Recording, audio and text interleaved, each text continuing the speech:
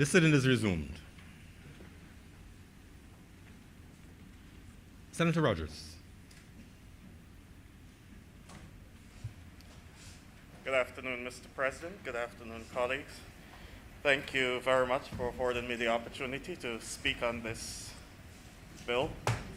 I will be brief. This time I will be brief. Mr. President, I've spoken extensively on the subject of cannabis in this chamber already, and I do not wish to regurgitate much of that information. I still hold firmly to my belief that in the previous bills discussed, we should have put a percentage limit of THC on the cannabis that we allow to be used in Barbados for any purpose, and it may have solved some of the problems that will emerge out of some of the others. The bill before us, however, is just to put a small fee on persons found with small quantities of cannabis. And I have no problem supporting this in the sense that for too long, too many of our young men have been incarcerated for an addiction. What is an addiction rather than a crime? And I really think that we should look at cannabis use and cannabis addiction more seriously. And I'm happy that we are reinforcing the notion of rehabilitation versus incarceration in this bill, especially for young persons under the age of 18. Mr. President, I know that there may be an attitude in our society of throwing our hands in the air where cannabis is concerned, both its prevalence in the society and its use amongst persons. But I wish to point out that when we quote some of the statistics from other countries who have already legalized cannabis for recreational purposes, I'm using that term here, though it's not in the bill, who've already legalized cannabis for recreational purposes, there are some interesting statistics that emerge. For example, in California, sir, where most cannabis is planted in what is known as the Emerald Triangle, which is about 62 times the size of Barbados. California has a serious problem in terms of the distribution of cannabis, though it's legalized for recreational purposes. And there's a reason for that. When the vote came for it to be legalized, it was passed unanimously. But there was also a clause asking whether you would like an outlet in your neighborhood. And people voted against that. And so there are very few outlets in California for the transmission of cannabis. Similar thing within the continental US, where because marijuana is not legal at the federal level, you cannot trade across borders. So it is believed that California in and of itself has about 10 years supply of marijuana just sitting down because it cannot go anywhere. I've just pointed that out to say that this particular legislation just jogged my memory about something, a little problem I had with the Sacramento bill when it came up. And it just highlights it even more. Under subsection 6(4) of the Sacramento bill, which speaks about cannabis for use at events away from the worship site. For those who may recall that bill, you can plant the cannabis that you will use at the worship site on the site, and you're only given permission to plant enough to satisfy the needs of those who worship there. And I found that problematic in that if we were to take Rastafarianism as a religion within the context of other religions that operate within our jurisdiction, we left no space for retreats. A man can open a retreat house and decide that you can come and spend a week for therapy and reflection. But what was troubling in the sacramental bill, sir, is if you have an event, and again, because, as I mentioned at that time, because Rastafarianism is not, well, based on what the information that was given to us, was not clearly defined in terms of its religious forms, we could not say what an event is. So if a man decides that I will hold something like Reggae on the Hill as a worship session, the bill puts him in trouble, and it puts us in trouble, and it puts this particular piece of legislation in trouble. Reason being, sir, when someone is granted an exempt permit to have an open-air event, the person applying for the permit can carry enough cannabis to supply the sacramental needs of those who are there. If his worship site cannot grow more than the persons who normally worship there, but his open-air event is bigger than that, where is the extra going to come from? In the sacramental bill, it said where the extra is coming from. It's phantom herb. And I use that term because persons traveling to the event can carry 14 grams of marijuana with them. Where are they getting it from? Where is it coming from? You're not supposed to take it away from the worship premises. Marijuana that is passed in the medicinal marijuana bill should not be available for that purpose. So where is this 14 grams that every person going to an open-air event coming from? So this particular bill permits the police to stop people who can legally carry marijuana. And it doesn't say where it is coming from.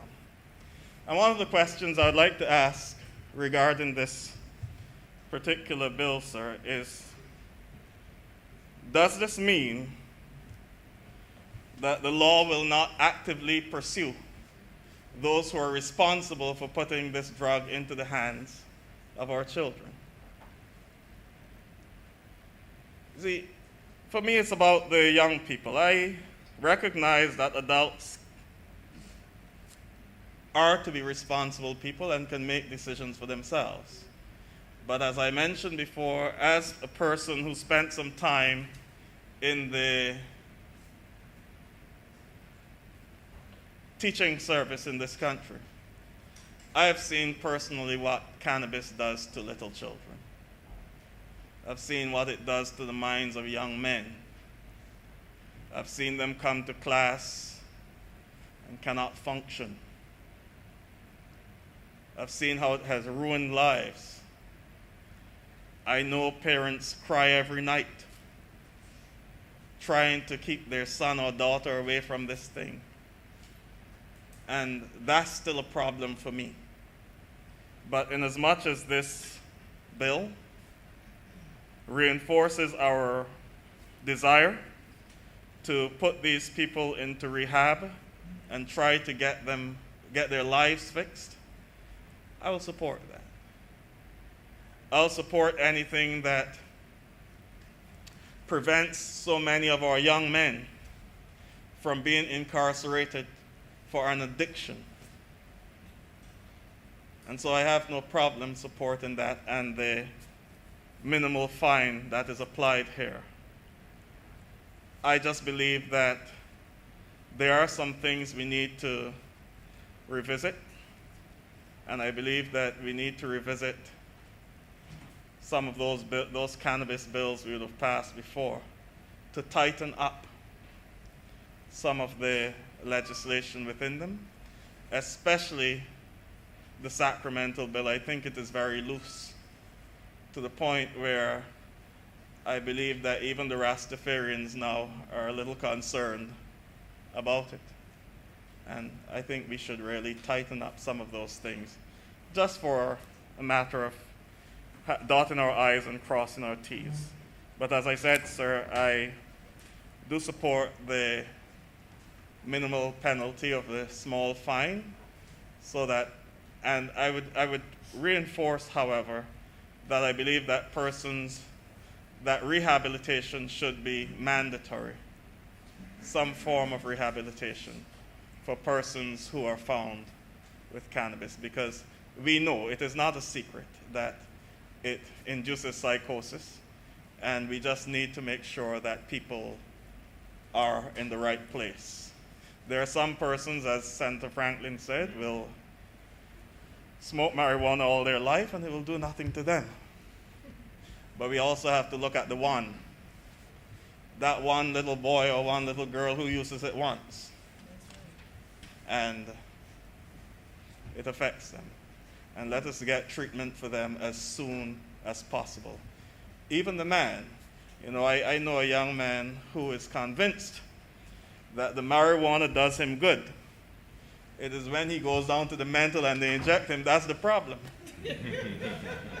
And he argues with me, when I smoke, sir, I good, It's the things they give me down there. And I can't argue with him because I don't know what they give him down there and I don't know how it makes him feel.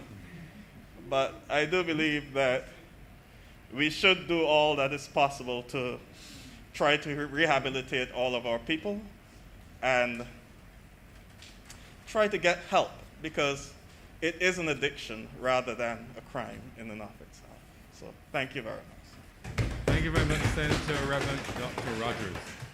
Senator Dr. Springer.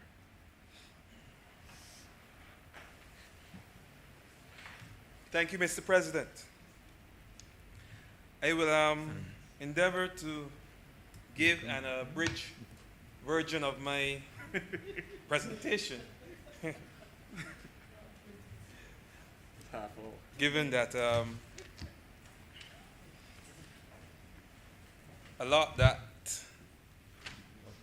I had intended to say has already been said.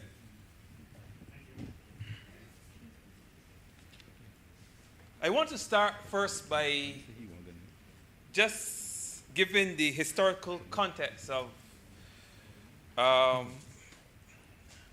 marijuana use, or the use of cannabis within the region.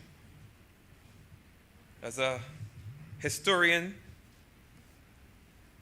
I almost feel compelled to examine the history of use just to get a sense of the modern perception and, in some cases, the modern application of some plant species, and in this particular case of cannabis sativa. Now, the use of the plant that we refer to as weed or herb, marijuana, dates back to 3000 BC. This is on the continent of Europe as well as in Asia. Now, as I said this before, do not particularly like using the word marijuana, especially since I discover its xenophobic and racist origins. And I would have made the point when I spoke previously in this house that it was associated with the Mexican migrants coming into America, and also with black people in the 20s and the 30s.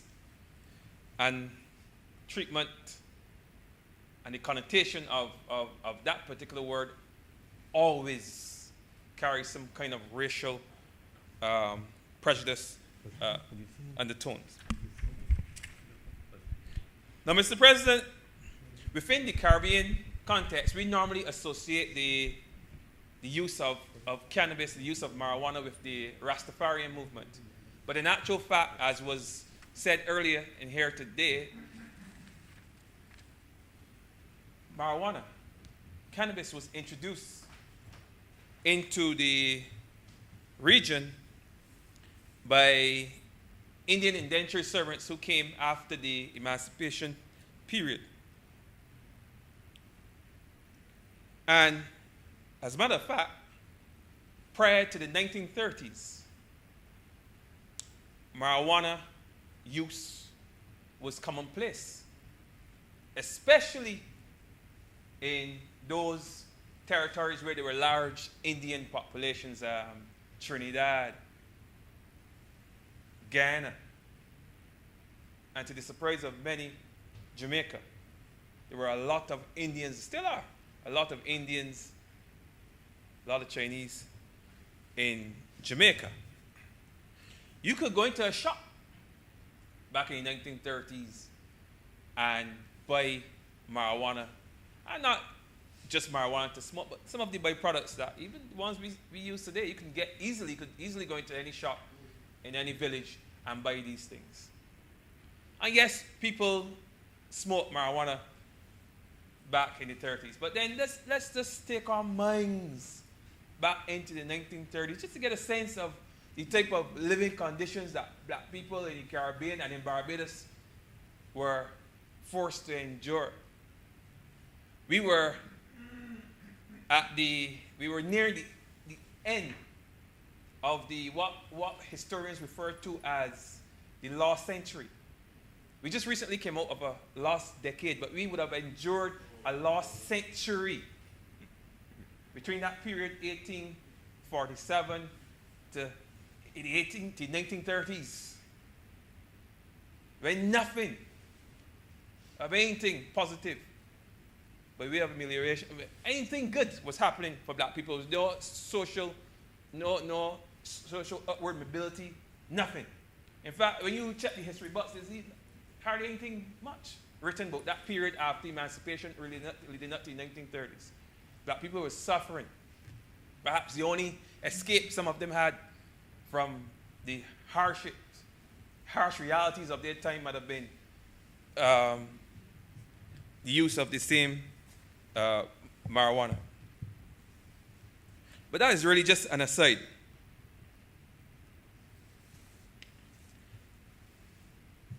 But let me just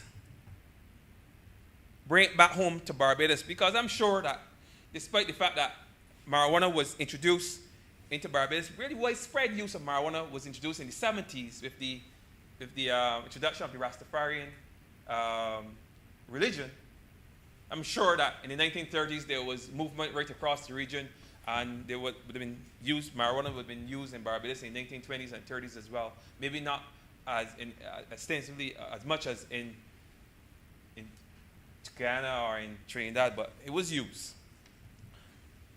But let's fast forward to the 1970s, where we saw widespread use of marijuana. I think it was like 1975 or so that the Rastafarian religion took root in Barbados. And we all know that that religion came out of Jamaica in the 1920s, and it was, for the most part, associated with antisocial elements, rebels. It attracted society's most undesirable persons, most undesirable elements. So naturally, a religion and all the attendant behaviors such as that was not going to gel well with the conservative Barbadian populace at the time. So apart from the restrictions that would have been put in place in 1937 to ban the use of marijuana, we also would have had restrictions or rejection of this drug and its association with rebel behavior, antisocial behavior. we also had a full rejection from the Barbadian, from a vast majority of the Barbadian population. But the reality is, many people smoke, use marijuana. Many people, all walks of life, smoke marijuana today. Even in Barbados, with our conservative nature, many Barbadians, and I'm telling you, use marijuana. And the truth is, and I said this before, marijuana is no more addictive than alcohol. It's no more addictive than tobacco. And these two drugs I just mentioned are very socially and legally accepted drugs. But we can think about it. Tobacco causes cancer and other respiratory, it causes lung cancer and other respiratory ailments.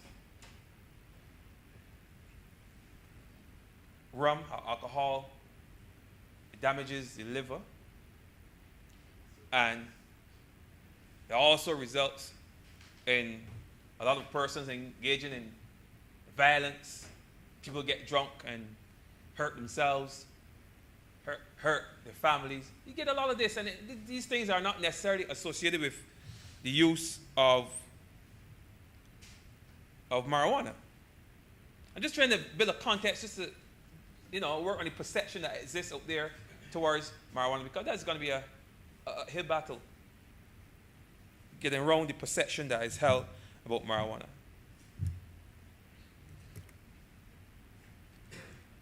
The reality is that, as I said, many young people already use marijuana in this country. Many young people.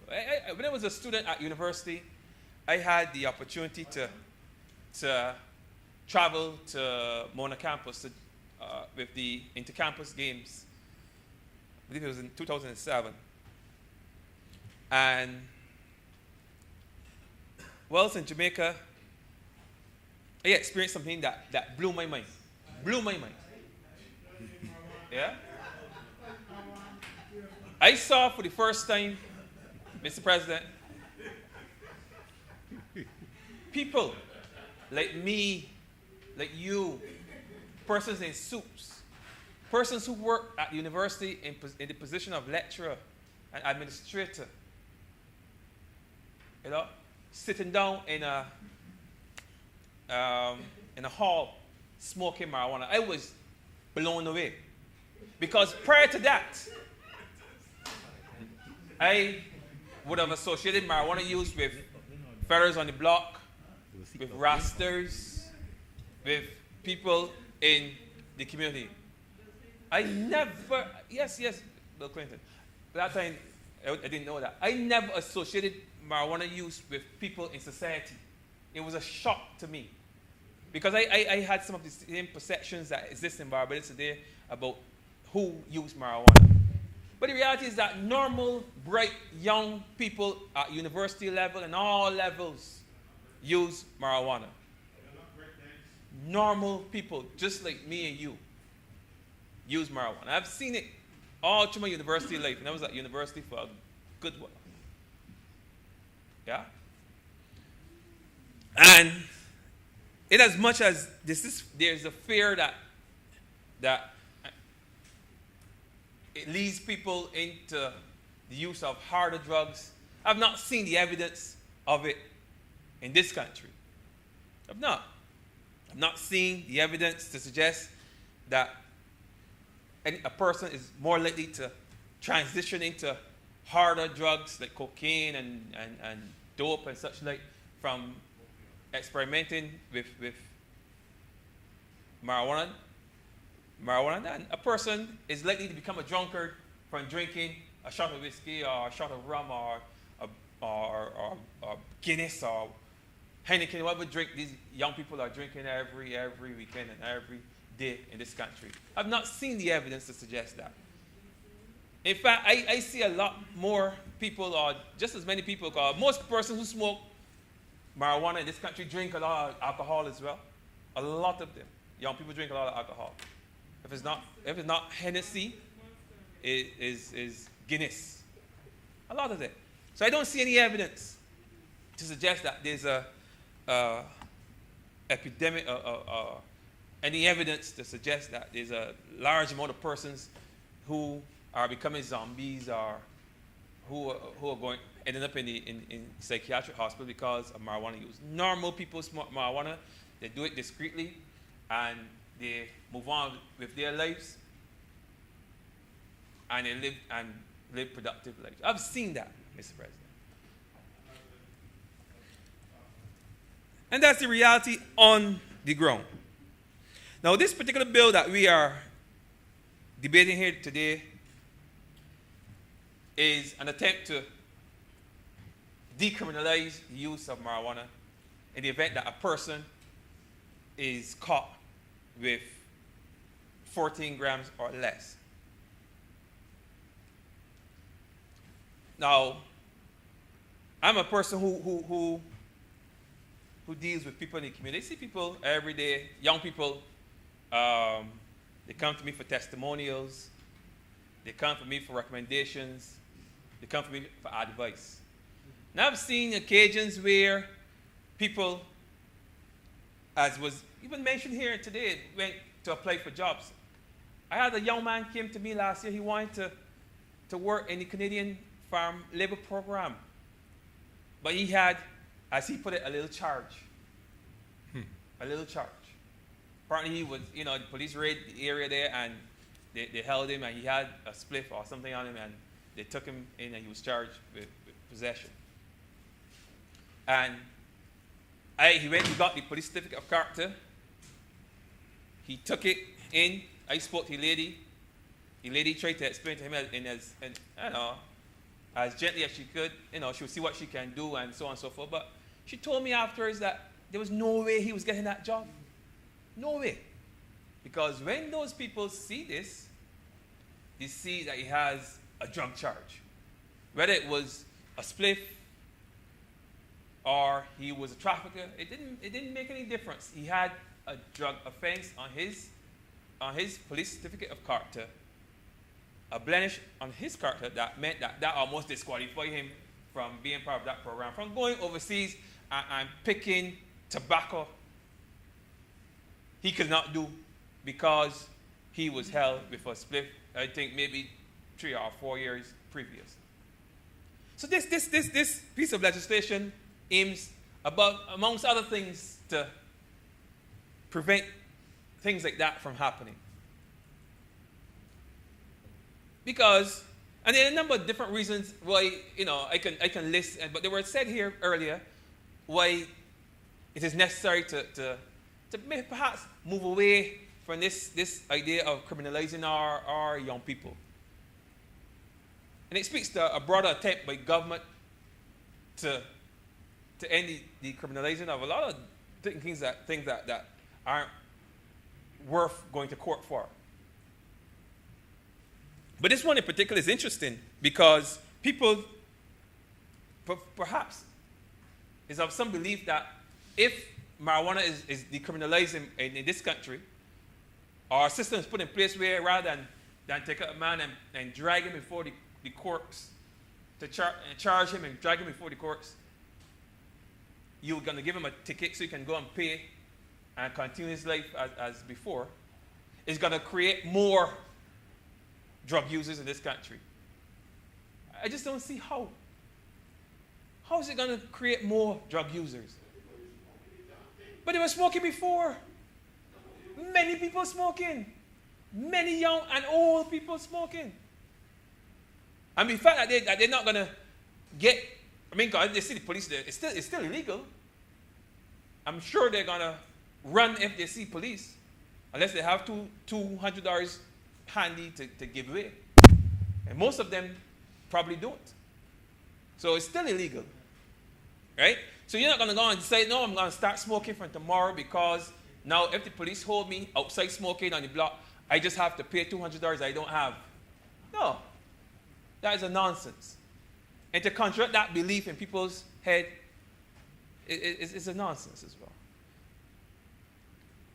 So I don't. So I just have to respond to that belief that we're going to see an uptick in drug use. And believe me, from as early as 2015, Jamaica decriminalized the use of marijuana, followed by Belize and Antigua, St. Kitts. All these countries in CARICOM decriminalized the use of marijuana, and you've not heard of any epidemic or any uptick in any of those places in marijuana use, because it has not happened. Now, I share the concerns for our children. I do. We may have very well put a greater effort into educating them into the use and the abuse of drugs. We may very well have to, because there's a perception out there that, this is almost tantamount to legalizing.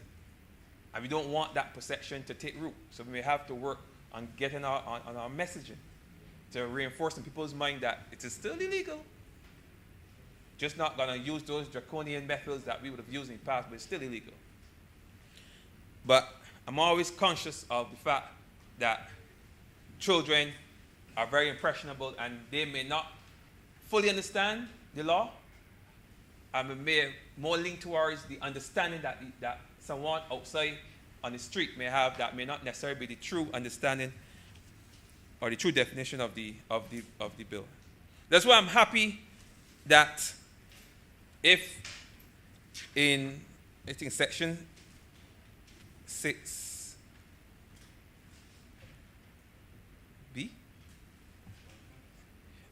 I'm happy that in the bill there's a provision for persons of a certain age, under 18, that they will have access to rehabilitation if caught with marijuana. If you're under 18, you're caught with a spliff, you have to undergo some counseling. I support that. It's not option. It's mandatory, it seems. You have to have exposure to that kind of counseling. And they may very well need that, because the reality is that a lot of young people only smoke marijuana just to fit in the block, to fit in with their peers. Because your peers are the ones who introduce you to marijuana in the first place. And I'm telling you, we need to do, we don't need to, but if you ever study the block culture in this country, understand the dynamics of a block on this country, is what I refer to as the great equalizer in this country. Whether you went to Carmere, or you went to St. Michael's or Alexandria or wherever, when you go on the block, you are just as equal. If you have gone to Elmer Paris or St. Lucie or CP or areas, it doesn't matter. You're all one. You become equal. You fit right in. If you're not getting along at home with your family, and you are estranged from your family, people in your house don't like you, you go on the block, you find a home. You feel welcome. And if people there are smoking weed, and you're a young person and you want to fit in, then you're going to smoke some weed. And that's the reality. All the information, everything you need to know about life, you're going to get it from there. So when we have now a young person, 16, 17 years old, and there's a lot of 16 and 17-year-olds and 15-year-olds and 14-year-olds and 13-year-olds already smoking weed in this country. So if we can capture them in this piece of legislation and make it mandatory that they go and seek counseling, then that's a good thing. I support that. All right? I support that. Because we know that I appreciate that it may have a more deleterious effect on a young mind like that. And not only the fact that they're using the drug and it's strong, because in many cases these young people already got other issues that they're wrestling with in life. And this will only compound the matter. All right? But as I said, this type of legislation was in place from 6 years ago in CARICOM, and we have not seen anything to suggest that we're going to have any real problem with our young people. But while I'm on the topic of young people, I just want to raise the point that we have another issue, another crisis that I want persons to be equally concerned about when it comes to our young people. And that is this use of sweetened drinks and no, not face to face. We dealt with that.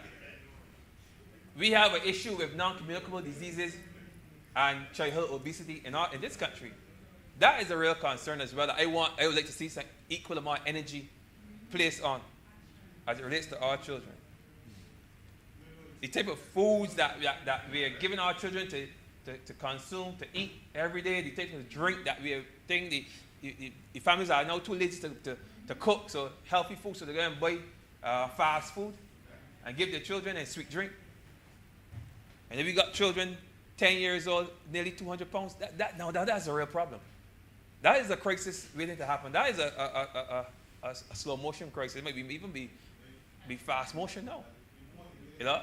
But we're having that is a situation that we have to treat to in this country. That I want some attention being placed on how we treat to what our children eat. Not only yes, be concerned about what they smoke, but also be very concerned about what they consume, what they eat.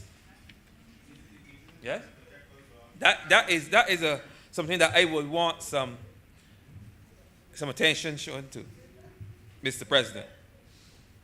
So as I close, I promise that I will not be very long today. I just want to make the point that this legislation to put measures in place to ensure that our young people can still, even if they make, as you say, a mistake, you know, if they go through a phase, we all go through phases in our life. Maybe we're a little bit rebellious, and we do things that we know that we're not necessarily supposed to do because we're young. And some of us are foolish. You understand? That if the mistake that we make is that we were caught smoking marijuana or caught with marijuana in our possession, if that's the mistake that we made, that mistake does not follow us for the rest of our adult life.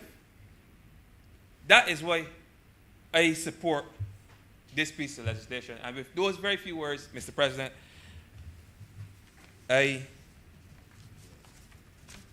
am obliged to you. Thank you very much, Senator Dr. Springer. Senator Boyce. Thank you, Mr. President. Mr. President, I must confess to a certain amount of conflict on this topic.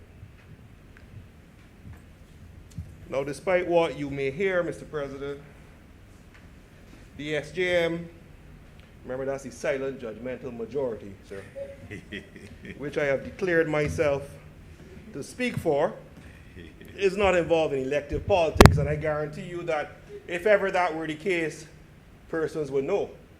But what we're talking about here, sir, is a mindset, is a society, and it's a recognition of who we are as Barbadians.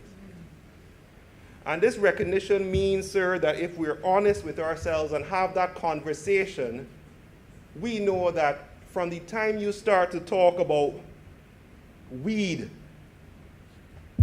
drugs, anything of this nature, herb, it will be viewed very harshly.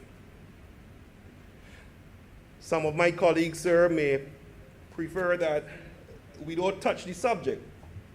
But the reality of being in this place, I view, Mr. President, is one where, duality aside, if it is something which requires discourse, despite how we may feel about it personally, despite how we may even view it professionally, our duty to the public in this circumstance warrants the discussion, sir.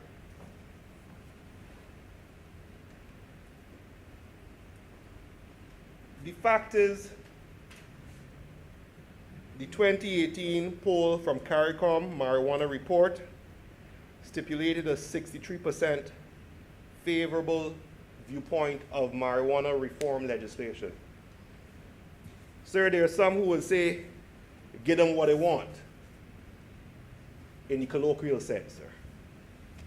Sir, in the 2016 Wickham poll, favored by the majority leader in this house, sir, the view was that 43% of Barbadians admitted to usage of the illegal substance. So, logically, the evidence says that the current deterrent policy is resulting in a 43% usage, and the Caribbean viewpoint is that 63% says, let's have another look at it, sir. And often we find in these circumstances that the views of the majority, and this is the difficulty now, sir, must be considered in determining policy while still being cognizant of the views and the rights of the minority. And what legal rationalization allows is, well, I can do one once I don't infringe on the rights of the minority. Some will say that the fact that we have allowed and legalized the usage for a certain religious sect imputes discrimination against those who may seek to use it for their own religious purposes, albeit not defined. But that challenge hasn't been raised as yet, Mr. President.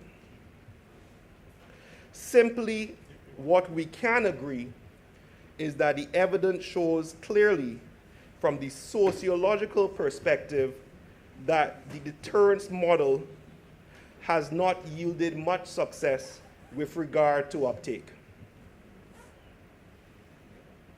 The second point, sir, we need to recognize is that deterrence comes at a cost. This is a cost which is reflected. We just dealt with the estimates, Mr. President, and this is a cost that is reflected not just in financial costs, but also in terms of time, resources, and community efforts being spent to enforce it. So the question is, sir, whether the proposed decriminalization, because we have accepted and we've heard time and time again, it's not legalization, which is supposed to go to referendum. The question is whether or not the proposed decriminalization will free up any resources for anything else. We recognize, sir, that the police force is already stretched in dealing with the issues at hand. In fact, sir, this will actually impact some of the lawyers who deal with these matters on a day-to-day basis. But I am yet to see anyone cry for lawyers, Mr. President, as sad as that may be.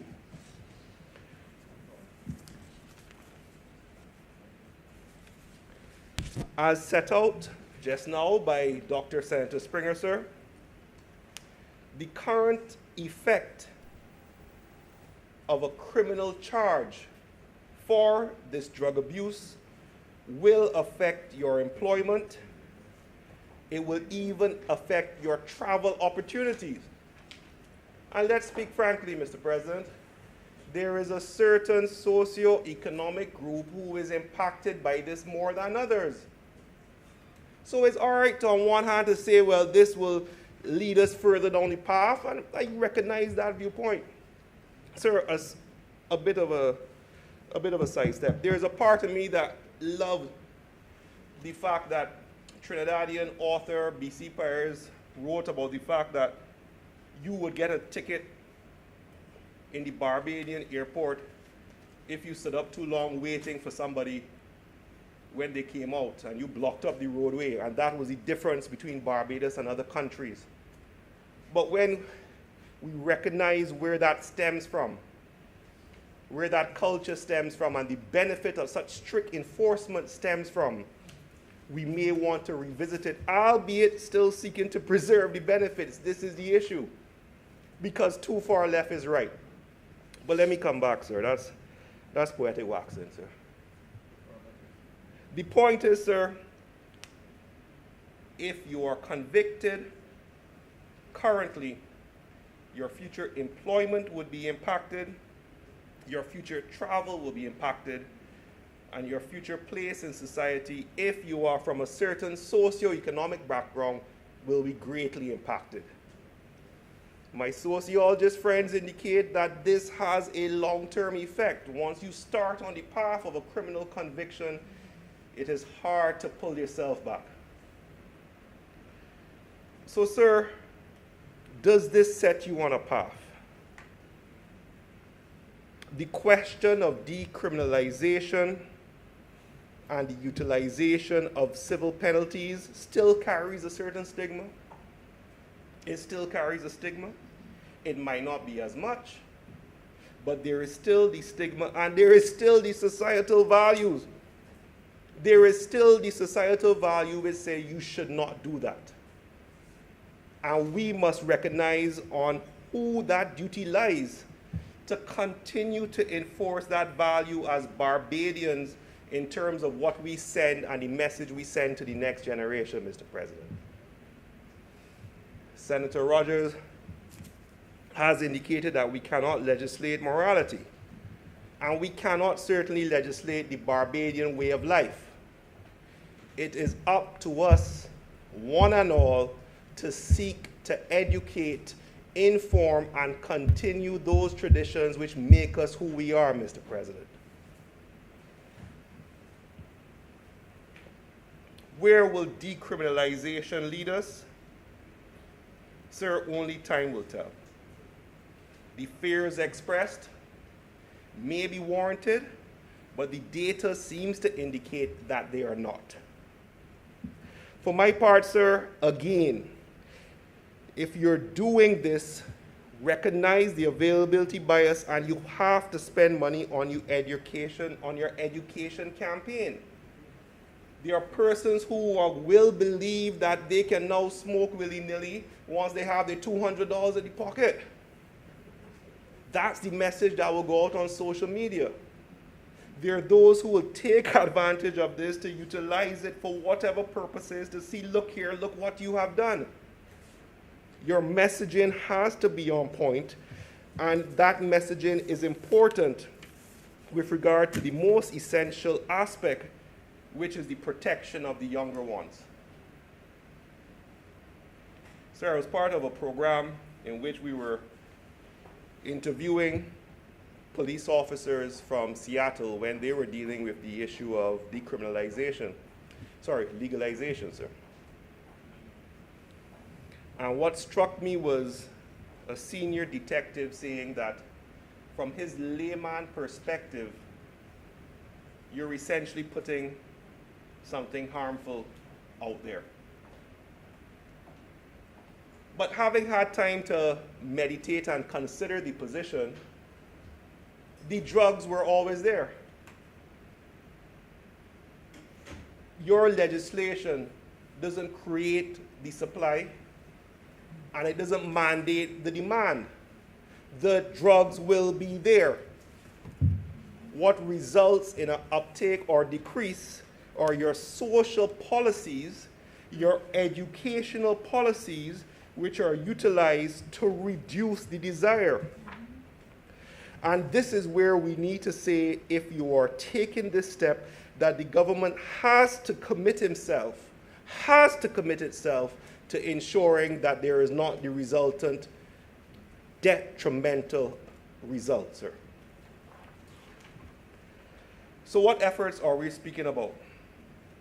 Firstly, resources which are being moved from pursuing these petty convictions need to be channeled into going after the proverbial big fish. Some will say that we know who they are. Some will say that we don't. Well, hopefully with the money saved, let's at least pursue the protection and the enforcement of proper class 1 drug interdiction, sir. Secondly, sir, the funding for the NCSA, National Council for Substance Abuse. They had me looking at the estimates, Mr. President. You know I declared my skill set. And sir, when I look at the estimates, the National Council for Substance Abuse has not been allocated an increasing funded for their increased role. But they're being told that they have to deal with young offenders. So if you're going to roll it out, do it properly. Give them the resources to deal with these young offenders, so when they come, it's not going to be just a waste of time. This would then help us when we go to speak to our family members, to our neighbors, to our imaginary party, sir, to say in good conscience, this step has been done, but these steps are being taken to ensure that there is less potential detrimental effects, sir. Most importantly, sir, we need to fund, and this is what the evidence says, we need to fund increased research-based prevention programs. You cannot make a move like this without making sure that you're funding evidence-based intervention. Evidence-based intervention is scientifically proven to reduce the desire and the uptake of the utilization of drugs. So if you're doing this, commit to the Barbadian people that you will fund this aspect of it. Use the money that is being saved from less resources to pursue the petty matters to fund this aspect, and therefore let us sleep a little easier when we have to make these type of choices. Sir, at the end of the day, the data shows that the current methods are not working.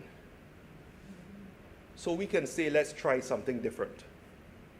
If we try something different, I urge that if we see something trending in the wrong direction, that we are not too vainglorious enough to change our minds. I thank you, Mr. President. Thank you very much, Senator Boyce. Deputy President, Senator Greenwich.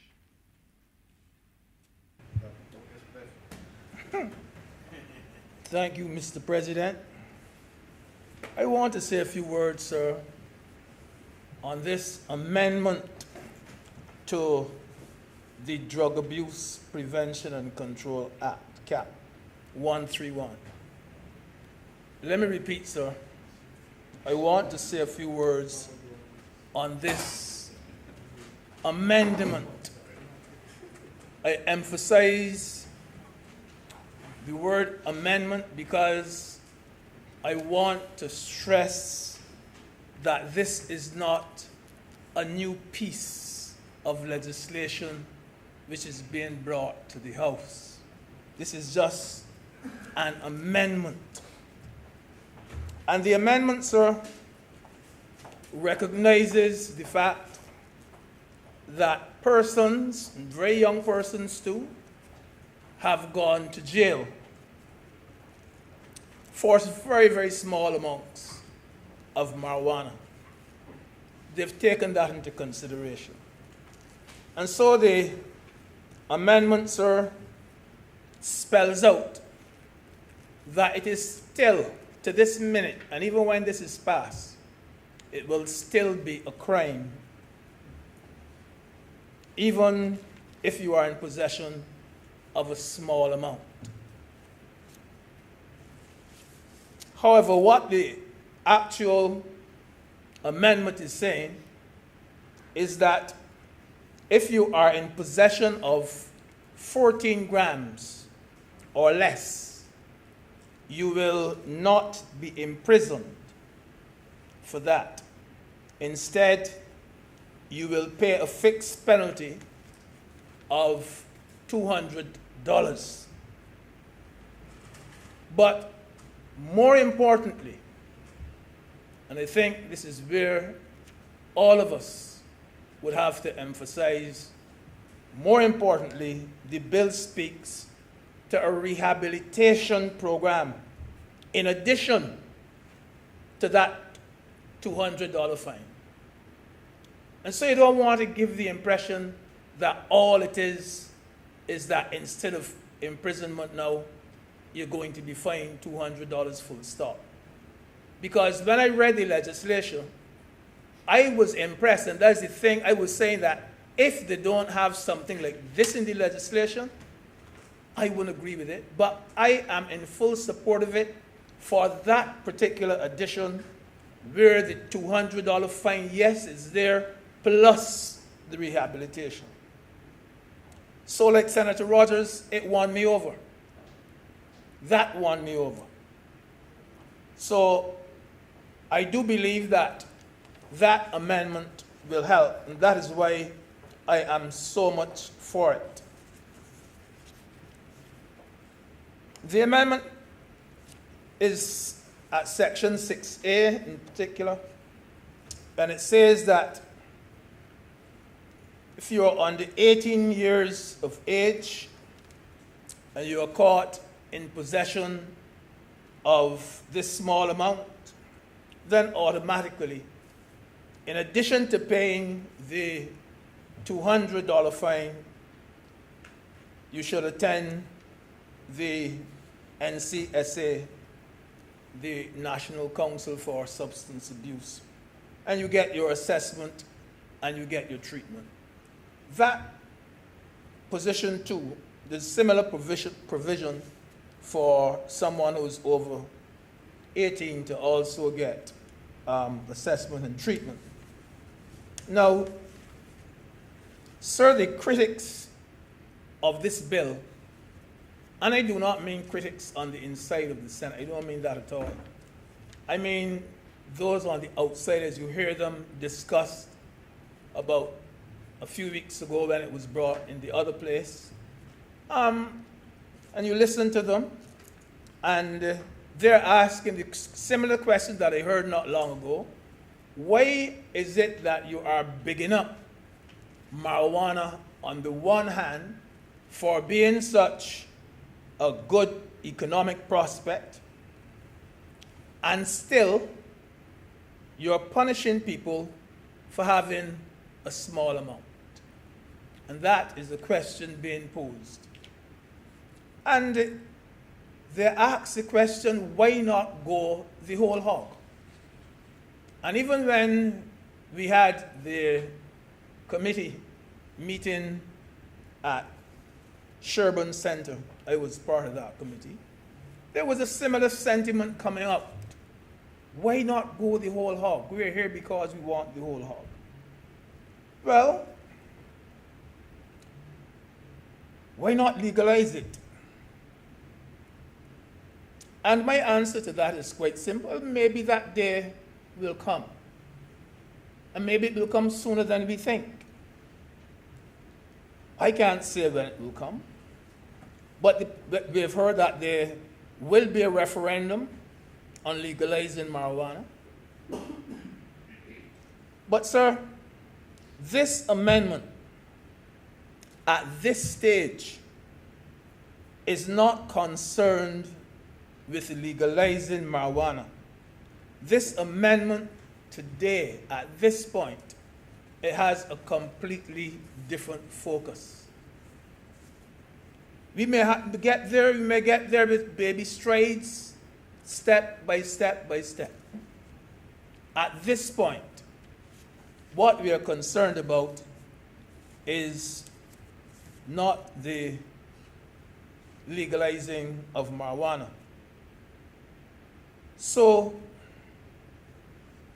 I recall Senator Franklin earlier, who was giving reasons why it shouldn't be, and he was using instances where people told him this and people told him that, where we can't prove, and we don't know whether it's the gospel, not from you, sir, maybe you did hear it, but what you heard, whether that was the gospel. And that is the thing. And therefore, we don't want to pass it off here as though, yes, somebody told somebody, this body had to pull on my spliff or whatever it was. And it wasn't you, Kathy, don't worry. no, it would never be me. It would never be me. Well, it's bad for you. It would never be me. You see, I do not see, sir, how you can say that this amendment is the result of a government promise.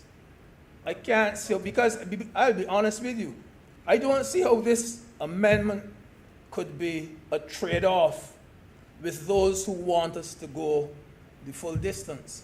Because let me tell you the truth. If someone had promised me to go the full distance, and this is what they were offering me, they would never see my face or my support again.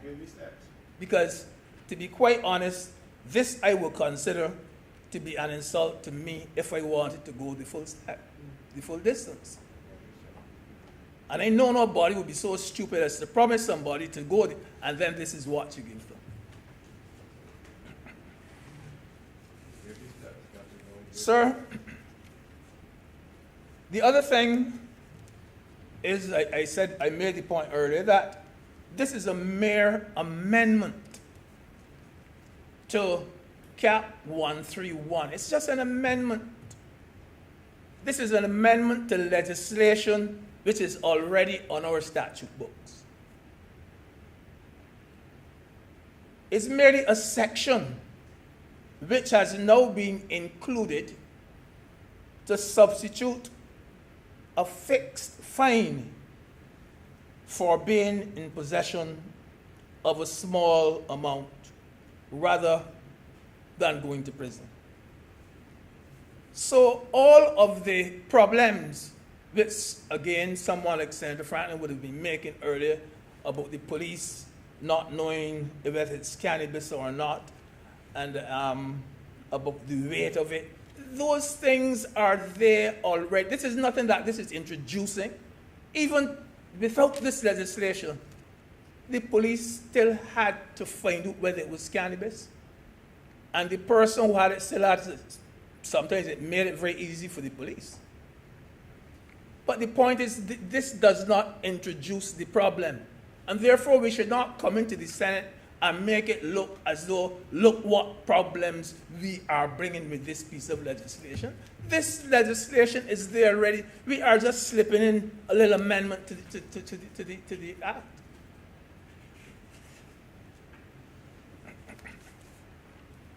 Simply put, Mr. President, we are saying that, and we know it, all of us in here, we know that as a result of, my grandmother used to say old-fangled. She had that rule. Old-fangled, antiquated, and kind of outmoded thinking. As a result of that, we know that some 17-year-old and 18-year-old young men have been incarcerated for spliff. We know that. And we know, as Senator Boyce and others have said, that their future would have been ruined by it. We know that, sir. For some of them, I agree that it is like being buried alive. Then they're at the height, of their adolescence, that you're going to take them for this one infraction and you're going to throw them in jail. And some of them have never recovered from that first incarceration. They've never recovered from it. That one instance, that one mistake they made, and they're like buried alive for it. We've always heard, sir, that the punishment should fit the crime. Heard that on numerous occasions. So, what we're saying, and we're asking that in today's Barbados, is it appropriate that a 17 or 18-year-old youngster should serve a year in jail for having something like a thimble full of marijuana? This is what we're asking. And this is what this particular piece of legislation is asking, and this is what it is trying to cure. Someone of that age, this time of our development, do you think it is right for that person to serve time in jail for it? You see, sir, we have to realize that some of those sent to prison because of that old-fashioned thinking, they had simply fallen into bad company. We have to realize, sir, that some of them had fallen victim to peer pressure. We have to realize, sir, that some of them had merely made bad choices.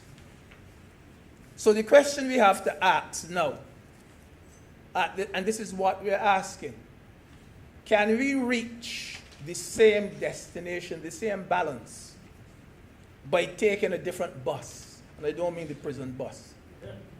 Can we reach the same destination by taking a different bus?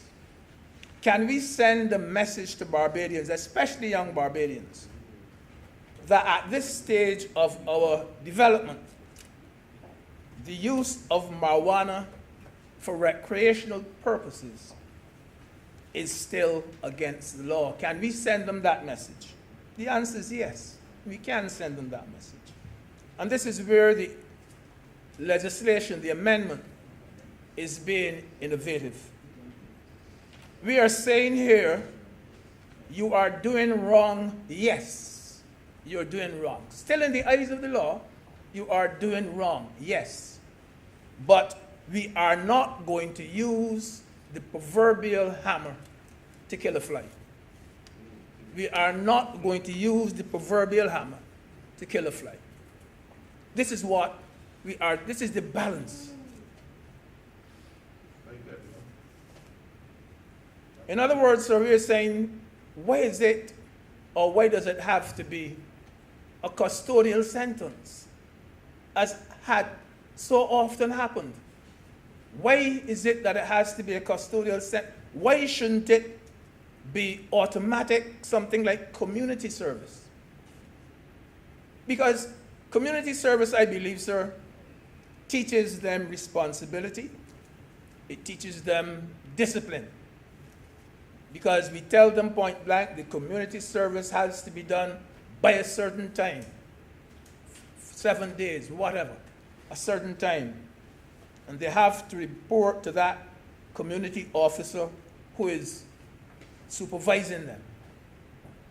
And I believe that that kind of punishment would have been far more desirable for their character building.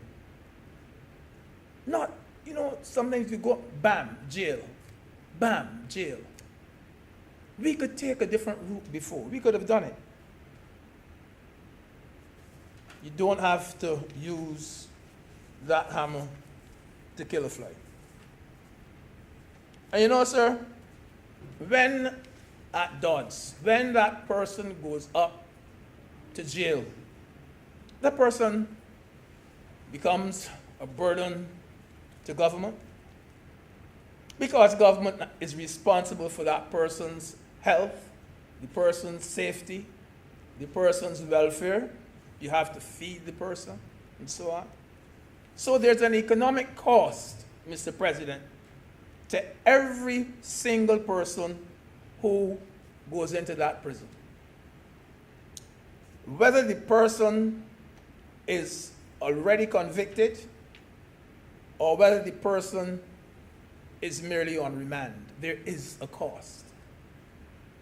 And there's an economic cost to those who are imprisoned, Mr. President, whether you're in prison for the big three, whether it be murder and rape or burglary, whether you're in prison for that, or whether you are in prison for smoking a spliff, the economic cost is there. The economic cost is there regardless of what your offense is. The other thing, sir, is that we live in a very judgmental society. Very, very judgmental society. Barbadians, all of us know, in fact, I believe it's much wider than this country alone. We regard going to prison, sir, worse than if you had a fine for the same offense. Very judgmental. people who end up in prison, sir, are regarded in a totally different light than those who are fined. The single mistake of having, and we heard Senator Boyce mention it, we heard Senator Springer mention it, the single mistake of having a little thimble full of marijuana can have lifelong consequences. Can go on your record. You're lucky if you'll ever find a job. What people didn't say, I make bold to say too, is that no father or mother wants you, young man at 17, to have a relationship with your daughter if you've gone through those doors at Glenderry or at Dodds. Because you are considered to be a jailbird. A jailbird. In the eyes of Barbadians, even if, Mr. President, you spend 14 days on remand, you've gone to jail. Sir, even if when your matter is tried and you are acquitted, you went to jail. And the stigma still remains, Mr. President. It still remains. I know a fellow who didn't live very far from me. I live near East Point, Marley Vale. A fellow who didn't live very far from me used to work at the bank. Used to drive a nice car. Father liked him. The father liked him for the daughter. Oh, yes. And he got into some trouble. And once he spent about a week on remand. Then the matter was settled. No case came up. Nothing of the sort. You know, the father just asked the girl one day, what do you think the people in this district will say about you?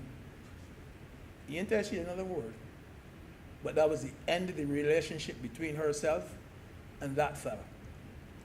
The fella went to Canada where his one parent was, and he's there till today.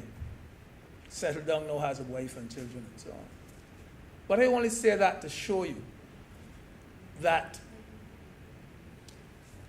once you walk through those doors, once you walk through there, that stigma, it attaches to you. Even though no case came up of what the offense was supposed to be, the father said, what you think the people in this district will think about you. You know? So, Mr. President, prisons such as Dodds are also learning centers for crime. There are universities, sir, for criminal activity. These young men go up there and they meet hardened criminals.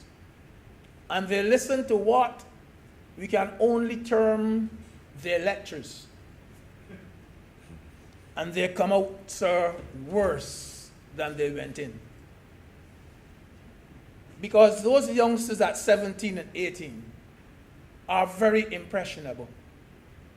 They're easily persuaded, and they fall victim to that jail environment.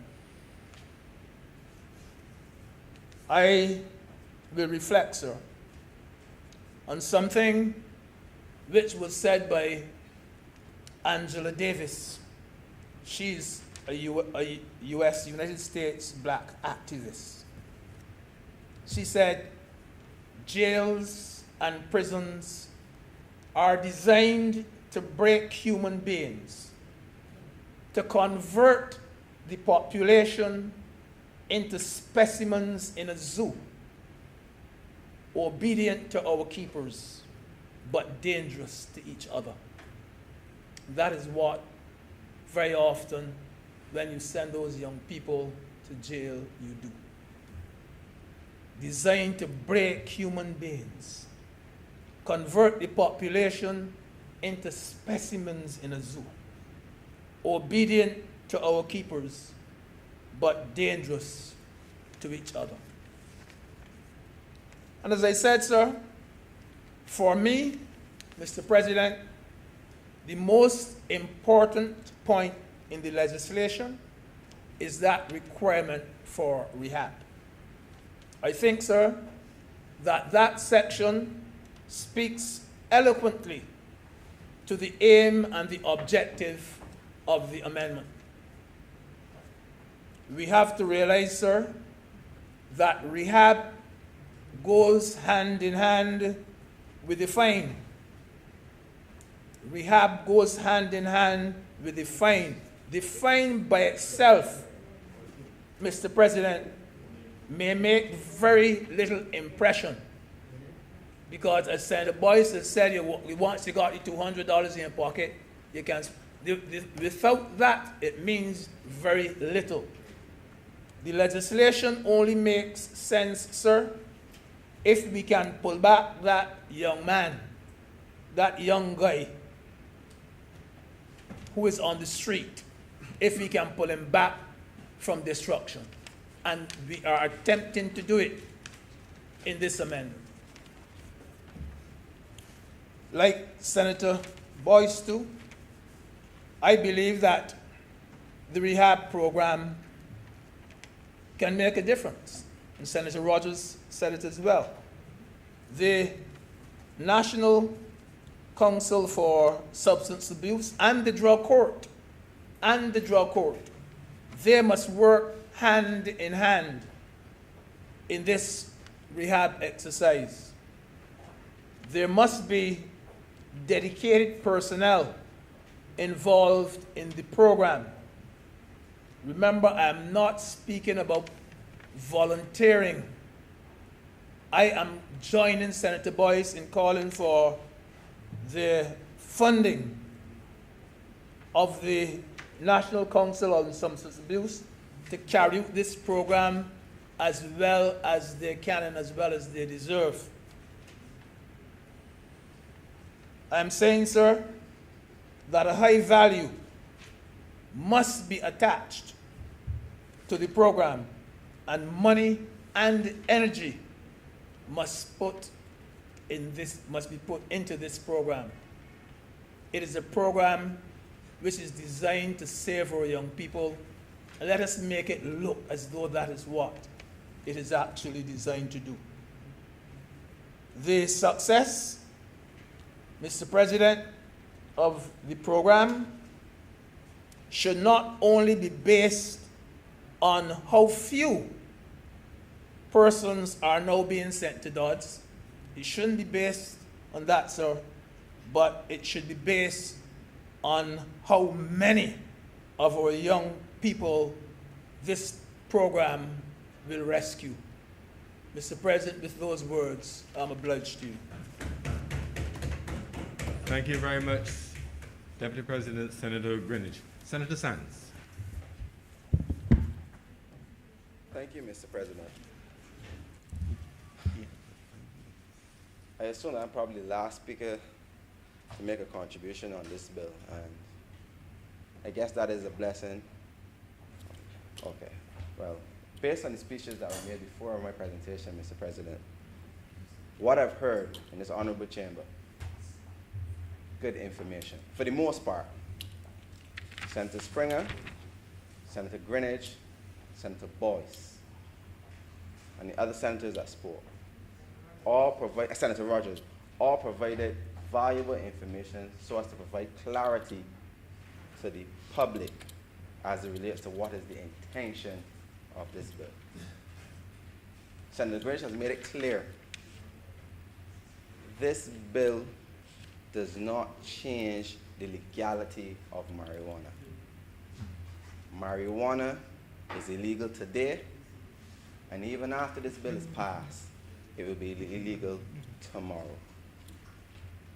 That needs to be made clear to the public, because I am a young person, and my journeys of this country, I've listened to the conversations that are being had in respect to this bill. And there's a preconceived notion that this bill is seeking to do the exact opposite, which is to free up the weed, as the young people would say. That is not the case. This is a responsible government. We understand that there are issues as it relates to marijuana, as it relates to the psychiatric effects that it can have. We're also aware of the economic effects that it has. But at the end of the day, a judgment call must be made. And why is that judgment? Why do we have to make that judgment call? Let's give it the context. As it currently stands in Barbados, there are a number of young persons constantly before the law courts. University students, secondary school students, professionals, skilled persons, a whole list of productive people in this country that work day in and day out. Their only vice? Use of marijuana. They are not traffickers, they're not cultivators. They just like to smoke marijuana. This is a fact. I am well aware that everyone in this country knows somebody that went before the court for the use of marijuana, and they will buttress the statement by saying, but he didn't a bad fella. But the law, as it currently stands, suggests that if he is found in possession with 14 grams or less, he is liable to be charged for possession of marijuana. Now, as the law currently is, if you go before the law courts, once you're arrested and charged, and you go before the law courts, on the first occasion, you may be given some leniency from the court. But if this is your vice, and the first time you get out scotch-free, in other words, you do community service, or in some instances, just get reprimanded and discharged. You get a blight, as the young people will call it. But because it's your voice, you might come back again before the law courts. And again before the law courts. The leader of government business indicated that there was approximately 4,000 cases for drug offenses in 2019. That is a lot of matters. He didn't break down whether or not there were possession, trafficking, importation. But the point is, there are a lot of drug offenses in this matter. And if of that large sum, some of them is possession for productive people, for people in this society that, for lack of anything other than the fact that they just have a vice for the use of marijuana, but they're not violent people, they're not dishonest people. People that are seeking to make contributions, paying taxes, doing everything that is necessary to keep this country going. But their only vice is the use of 14 grams or less. The question is asked, looking at our laws, is this the best we can do to address an issue where the deterrent is a criminal conviction in circumstances where it is not relatively effective, because we're having these laws in place, a person still coming before the courts? So put it in layman terms, a man can do what he want to do, regardless, because that's his voice.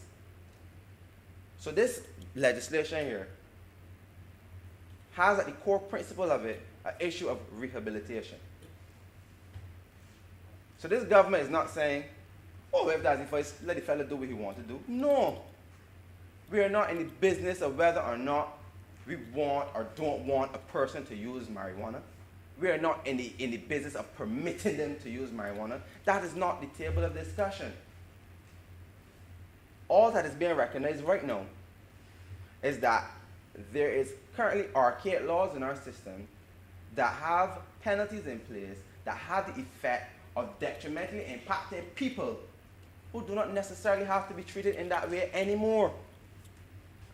That is all this is addressing. Changing not the legislation as it relates to the legality of weed, but specifically looking at the way in which persons are dealt with for breaches of the law.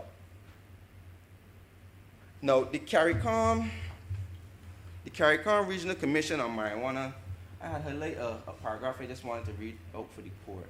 For the, for the Senate.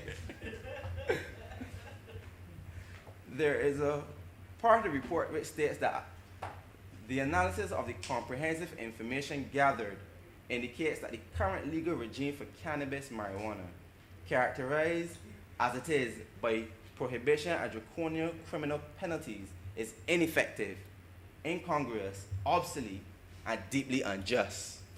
That is out of the report from the commission, which don't only focus on Barbados, focuses on the entire Caribbean region. And they concluded that information, which I just read to you. So this is not an issue that only affects Barbados. This is the entire region. Now, whereas in this bill, we are proposing not to change the existing legality of weed, but simply indicate that you're now receiving a fixed penalty of $200. Other parts of the region have actually had higher amounts for which a person would be able, let me rephrase the term, a higher amount for which if a person is caught with that amount, they would receive the same penalty, or a penalty of a varying sum.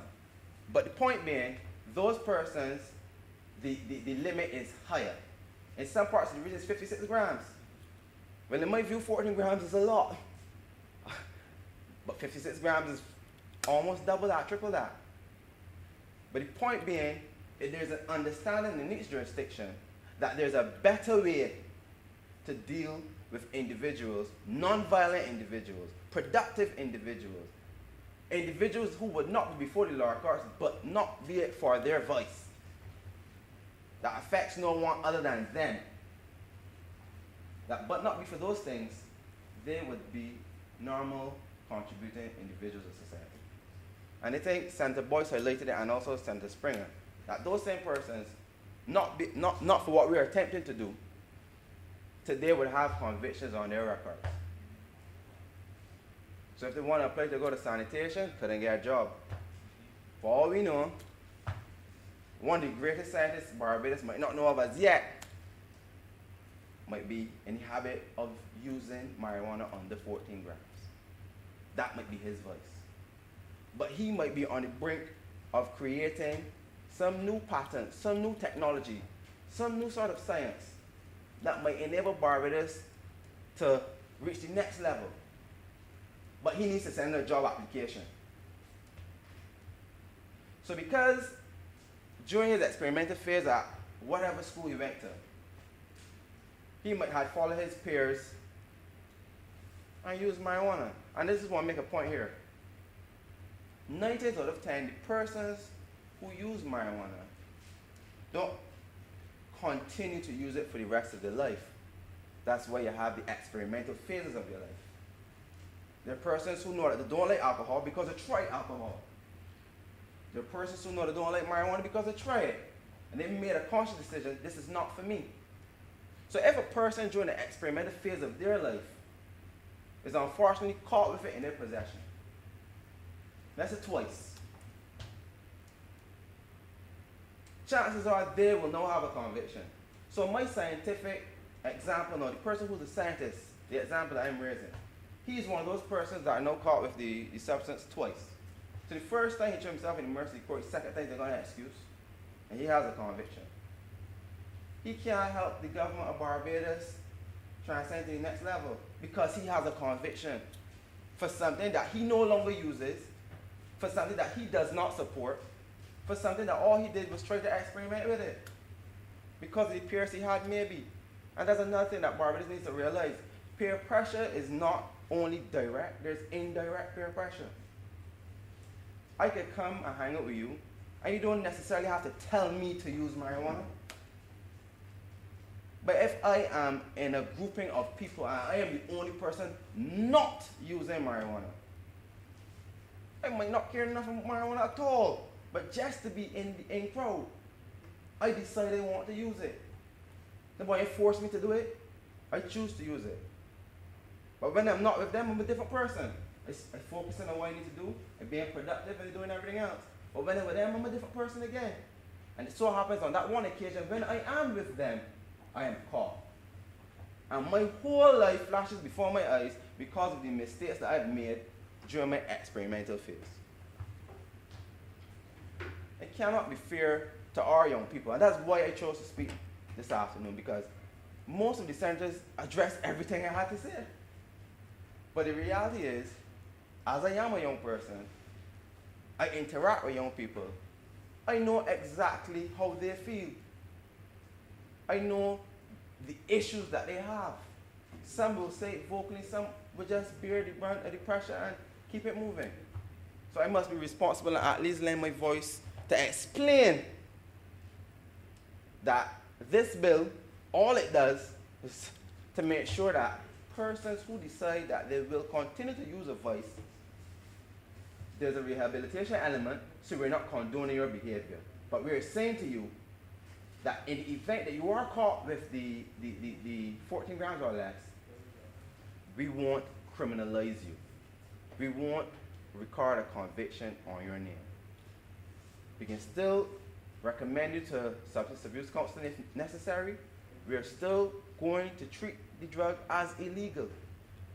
All we're doing is making sure that the consequence of your actions during an experimental phase, if it is during an experimental phase, does not haunt you for the rest of your life. That's all this straightforward bill deals with. Now, there was another thing that one of the senators had highlighted in his presentation, and it's normally a pleasure to listen to him speak because I started to wonder. I know he said that he's a lot of things, piece of lawyer, piece of this. I also wonder if he's a fictional novelist, because a lot of what he presents is truth mixed with fiction. So I ask myself, is it intentional, or is he just exhibiting one of the true traits of a fictional novelist? I'm not certain. But I ask myself those questions. Because he addressed one of the issues in the bill where he was saying that, I just made a note here, how police will know if it is cannabis when they're issuing the notice. And he attempted to try to stir the nest there to suggest that this bill will not create further issues for the police. But the reality is that without this bill, the police still operating as though the drugs is illegal, with or without the bill. The difference is that when the police confronts a person who they reasonably suspect to be in possession of marijuana, if that person says to the officer, well, this is breadfruit tree leaves or banana leaves, this is not illegal substance, that person would then have the right to say, well, look, I want to go to court and defend this.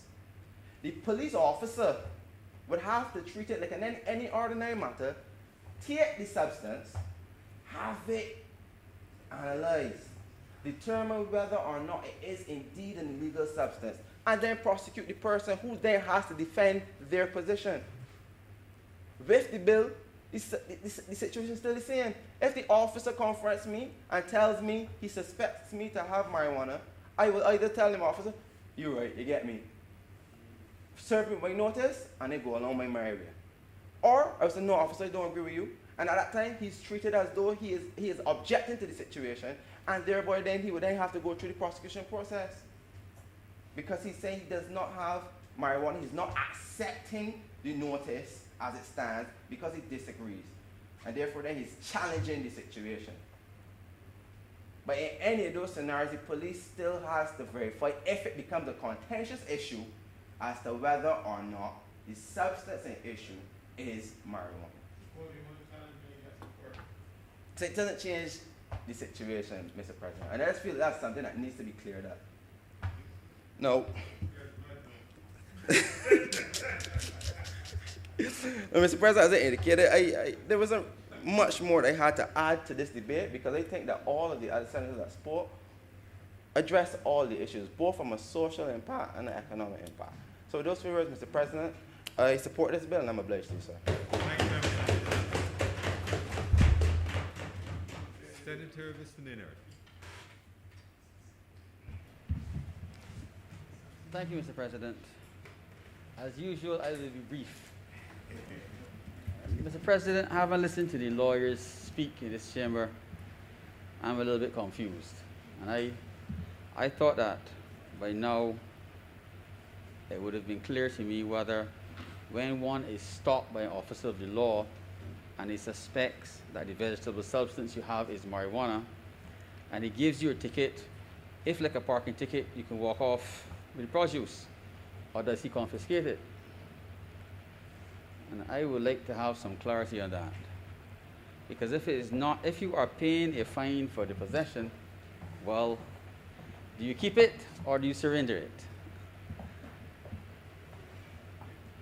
And, Mr. President, from a personal level, and I know that we are not debating whether marijuana is good for you or not, I have seen the effects of addiction in young people, and not how it only affects them, but their relatives.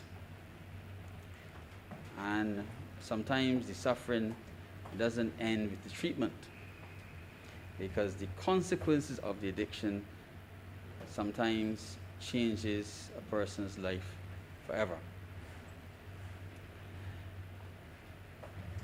Senator Sands, I believe, mentioned the effects of having a mark against you for employment by having a criminal conviction for drugs. But Mr. President, there are some jobs where I would like to remind everyone, your mark is not in the court, it's in your drug test. So whether you have a mark in the court or not, when you are tested and your drug requires for security reasons that you be clean, you will still not get the job. So it will not improve your employment prospects. So we must not stand here in this chamber and somehow make people believe that it lessens the problem. It does not.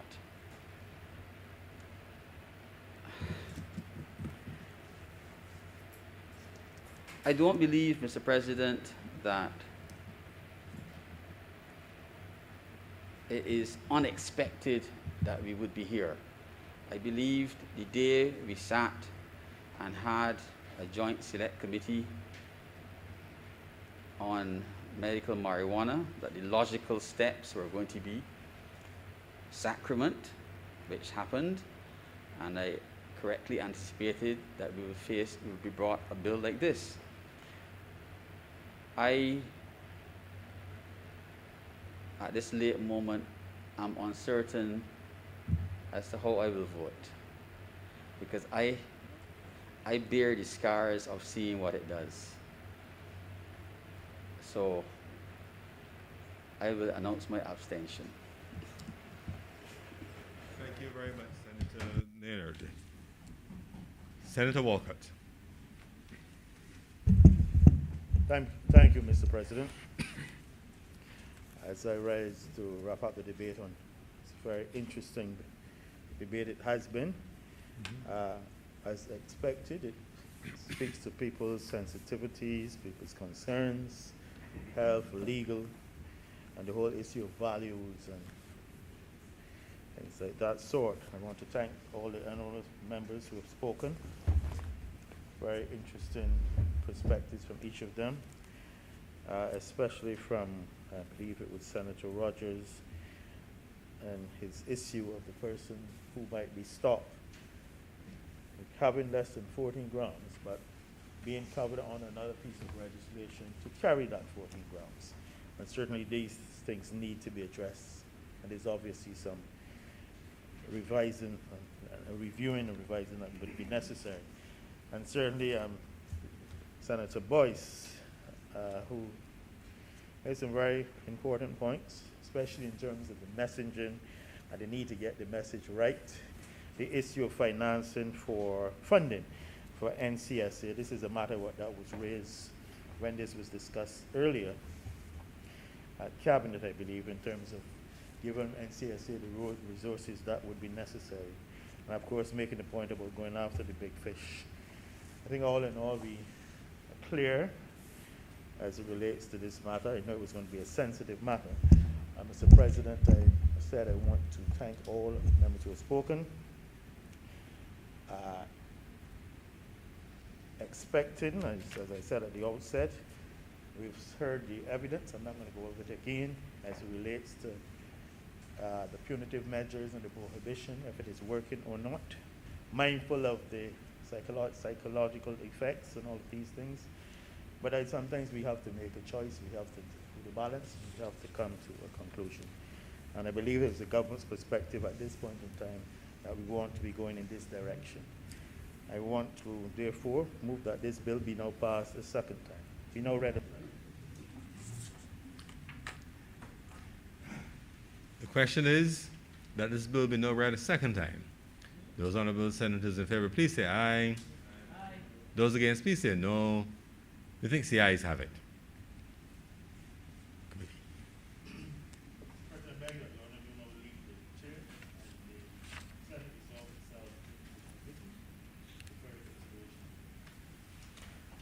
The question is that he do now leave the chair in the Honourable Senate. He is now submit to committee for further consideration of this bill.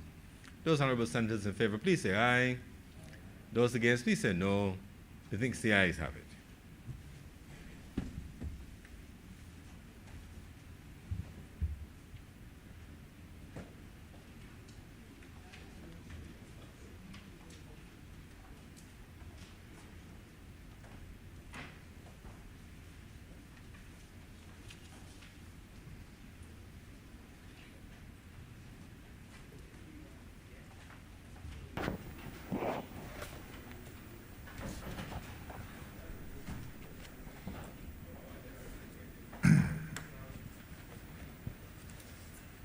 Senate is now in committee. Clause 1. Beg to move that clause 1 stand part. The question is that clause 1 stand part. Honourable senators in favor, please say aye. Those against, please say no. Methinks the ayes have it. Clause 2. The question is that clause 2 stand part. Honourable senators in favor, please say aye. Those against, please say no. Methinks the ayes have it. Clause 3. Chairman, I beg to move that clause 3 stand part. The question is that clause 3 stand part. Honourable senators in favor, please say aye. Those against, please say no. Methinks the ayes have it. Schedule. Mr. Chairman, I beg to move that the schedule be the schedule to the bill. The question is that the schedule be the schedule to the bill. Honourable senators in favor, please say aye. Those against, please say no. Methinks the ayes have it. Mr. Chairman, I beg to move that you do not report to His Honor the President the passing of one bill in committee. The question is that I do now report to His Honor the President the passing of one bill in committee. Honourable senators in favor, please say aye. Those against, please say no. Methinks the ayes have it.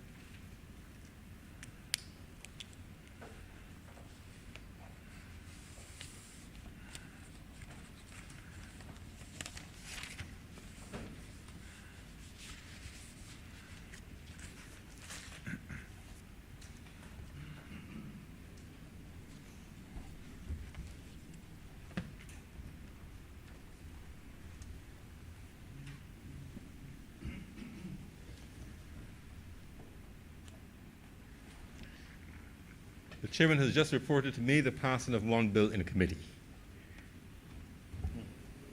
Mr. President, I beg to move that this bill be now read a third time. The question is that this bill be now read a third time. Those honourable senators in favor, please say aye. Those against, please say no. We think the ayes have it. Mr. President, I beg to move that this bill do now pass and be cited as the Drug Abuse Prevention and Control Amendment Act 2021. The question is that this bill do not pass and be cited as the Drug Abuse Prevention and Control Act 2021. Those honourable senators in favor, please say aye. Aye. Those against, please say no. We think the ayes have it. This bill is so passed and so cited.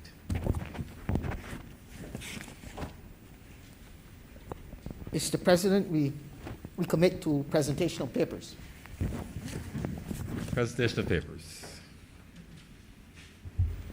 Mr. President, I'm commanded to lay the Barbados Economic and Social Report 2017 and the 16th Actuarial Review of the National Insurance Fund, Unemployment Fund, and Severance Fund as of December the 31st, 2017. We commit, sir, to reports from select committees.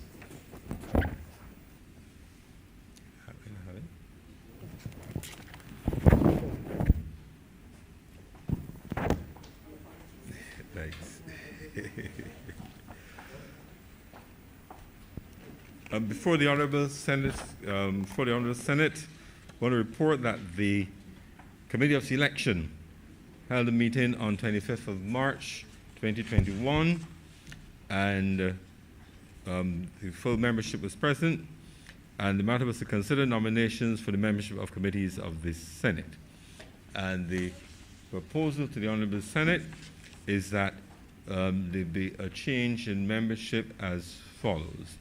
Senator Damian Sands will cease membership of the Standing Orders Committee and is nominated to serve on the Library Committee. And Senator Jerome Walker, who is a member of the Library Committee, will cease membership on that committee and be nominated to serve on the Standing Orders Committee. The proposals for that direct switch of membership were unanimously agreed to by members of the committee. The Committee of Selection hereby supports this report to the Honourable the Senate for the change in membership of Standing Orders Committee and the Library Committee.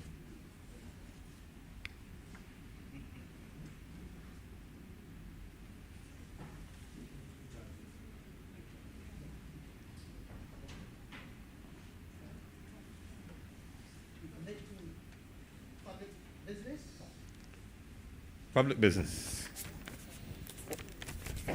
Order number 5, sir, in the name of the Honourable Leader of the Senate, to move the second reading of the Anti-Corruption and Anti-Terrorism Agency Bill 2021. Thank you, Mr. President. Mr. President, I will try to be fairly brief with this bill at this point in time. A lot has been said over the past few years about corruption in Barbados, and various accusations have been made over the years, especially over the last 10 years, culminating with the high-profile case of a former Barbadian government minister, being held in North America. Indeed, we have in Barbados had a Prevention of Corruption Act since 1929, which of course is quite dated and fairly archaic in areas. I know that all honourable members are familiar with the Integrity in Public Life Bill, which reached this honourable chamber in August last year. But this evening I am not here to deal with that. Our purpose here is a bill to provide for the establishment of an anti-corruption and anti-terrorism agency to investigate acts of corruption and terrorism and to provide for related matters.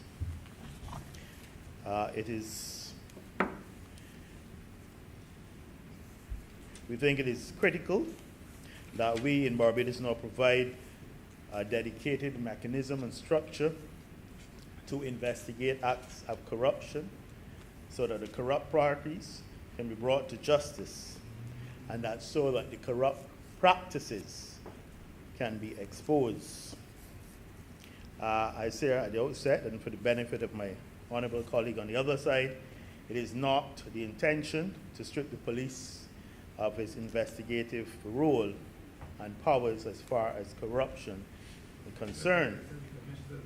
However, it is very clear to all that there's need for a strong multidisciplinary team of experts with forensic skills in such areas as accounting, detection, and interdiction, and who will be able to make an impact in rooting out corruption in a way that the Royal Barbados Police Force has not been able to do so thus far.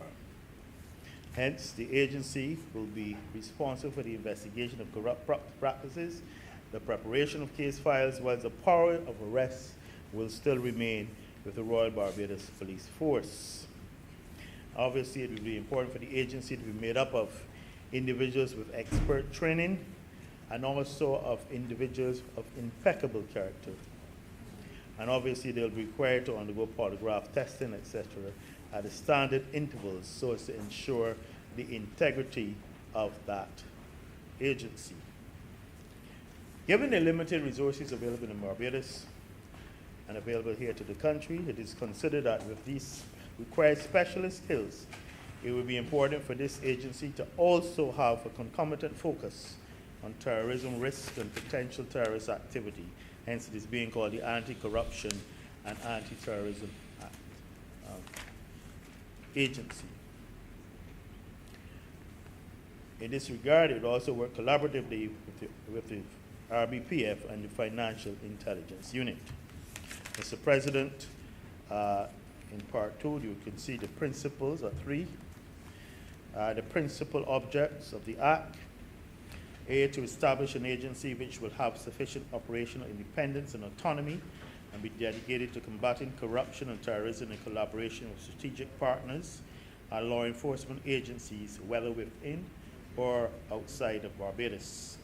It is expected that it will promote the strengthened measures for the prevention, detection, investigation, and prosecution of corruption and terrorism, and to thereby enhance public confidence so that the perpetrators of corruption and terrorism will be brought to justice without undue delay, and indeed promote and protect public safety and national security. And under the functions, Clause 5, the functions of the agency, subject to provisions of the bill, they will carry out efficient and effective activities to combat corruption and terrorism, whether by itself or in collaboration with strategic partners and law enforcement agencies. It will implement measures for the prevention, detection, reduction, and mitigation of the consequences of corruption and terrorism. It will receive complaints in relation to alleged or suspected acts involving corruption and terrorism. It will investigate alleged or suspected acts involving corruption and terrorism, prosecute offenses relating to corruption and terrorism, gather, store, process, analyze, and disseminate information that is relevant to activities to combat corruption and terrorism, collaborate, cooperate, and coordinate intelligence and other activities with any other person or authority, whether within or outside Barbados, in order to prevent, detect, reduce, or investigate corruption and terrorism, and carry out other such functions as may be conferred on the agency. And of course, it is expected that there would be a Director General of the agency, and the bill speaks in various clauses to the functions. Clause 4 speaks to the establishment of the agency and the functions, as I just covered. Clause 7 speaks to the ability of the Commissioner of Police to refer for investigations to the agency. Clause 11 speaks to the cooperation of the agency with other bodies. Clause 14 speaks to administration and provides the appointment of the Director General, and provides 15 speaks for disqualification. So that clauses 4 to 23 essentially deal with the issue of administration and going as far as dealing with the obligations of secrecy. Clauses 24 to 32 deal with the financial provisions, plans, and reporting system. And Part 6, clauses 34 to 38 speak of the oversight committee to have oversight over the functioning. Mr. President, I believe the bill is fairly straightforward. It is one that is indeed needed. Some would say it is long overdue. And with these few words, I beg that this bill be now read a second time. Thank you. Thank you, Senator Walker. Senator Franklin. Mr. President, thank you, sir. I would be equally brief. One, I'm tired. And yeah. And I was here going back over my old notes from the pesticide thing, because I thought, but what do I know do? She's going to be tired, but this may take her to be tired, and I'm going to be tired next time. Mr. President, I have no difficulty with the purposes of this bill. All right? And I am not the government. So my position would be style, as opposed to that there's something wrong with having this legislation in place. Right? I would do it differently. I would give the resources to the police because we already have structures there that you can build on, rather than set up a separate and distinct agency. The Commissioner of Police still has all the powers that this act has given to the Director General and everybody else. So now we have two people with the same powers and they can do the same thing. Mind you, the act says that the Commissioner of Police can defer to him and let him do the investigation. But why would the police, who are the experts in investigating? You know? No, that's what I'm saying. You should give the resources to the police so that you can have, because police are not just traffic people, stop traffic, direct traffic, go and check a couple of fellows who beat people and or go and catch a couple of murderers. A lot of these young policemen nowadays are very bright, you know. There's some policemen I know, even one that was providing security here last time around, he has degree people got degrees and stuff. They're not idiots. So you were looking at the days when police used to be, the qualification was you had to 5'8", you know? That'd be 5'8", and very little more after that. That's not the police force that we have nowadays, but we are treating them that way. All of these things, and you are now setting up another structure, pay a lot of money to give people powers that the police already have. Why not give the police the resources? Send some of the officers who I know are very well equipped. I speak with them to do exactly what you're asking these people to do. And then maybe you might have a real purpose for a second deputy commissioner of police. You ain't got nothing, no. But so that is my real take on it. I don't understand why you have to go through this anti-corruption unless there's some treaty that you people sign. You know, you always go there signing treaties and then we find out later that you had to do these things. Because we got some young, bright policemen out there, and sometimes they get so frustrated because they leave the force. Now, if you challenge, these fellas are not challenged, a lot of policemen usually go and become lawyers. You know, they're not idiots. You could have given them the resources, give the Commissioner of Police the resources and the necessary training, and you would have the expertise in investigation and everything else, then the financial skills and stuff that you want them to have. So be it. You know? My other difficulty with this bill is over here in the sections where you're dealing with penalties.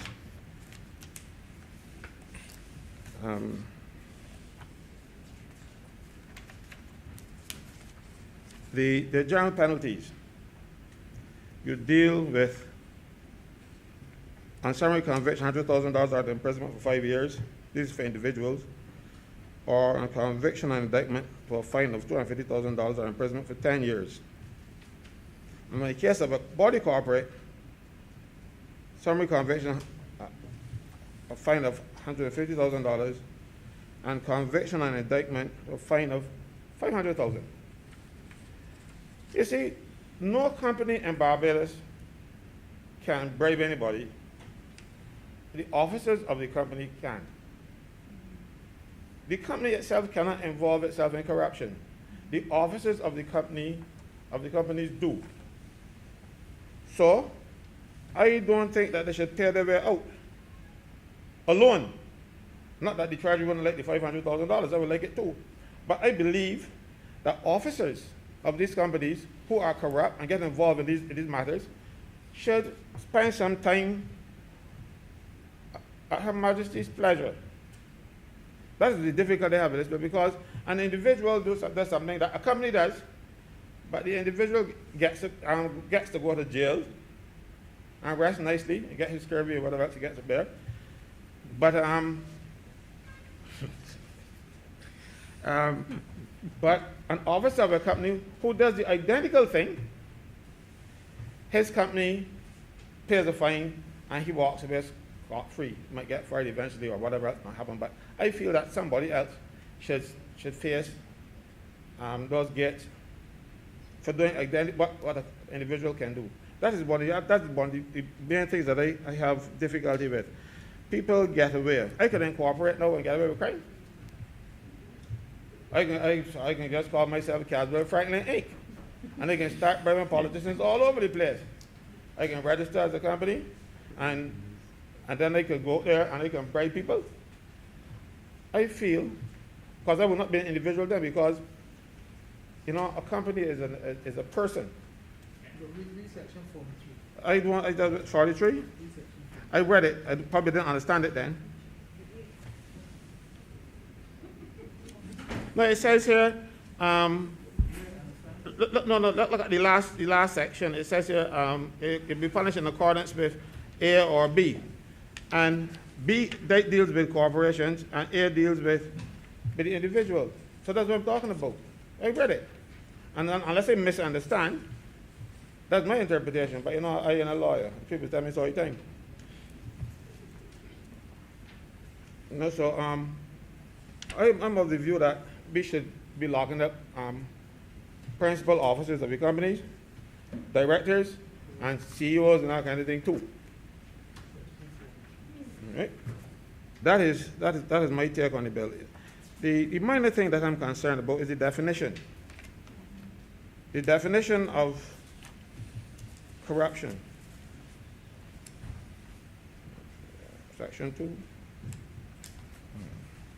Corruption means an offense under any enactment related to corruption. There's something wrong with that.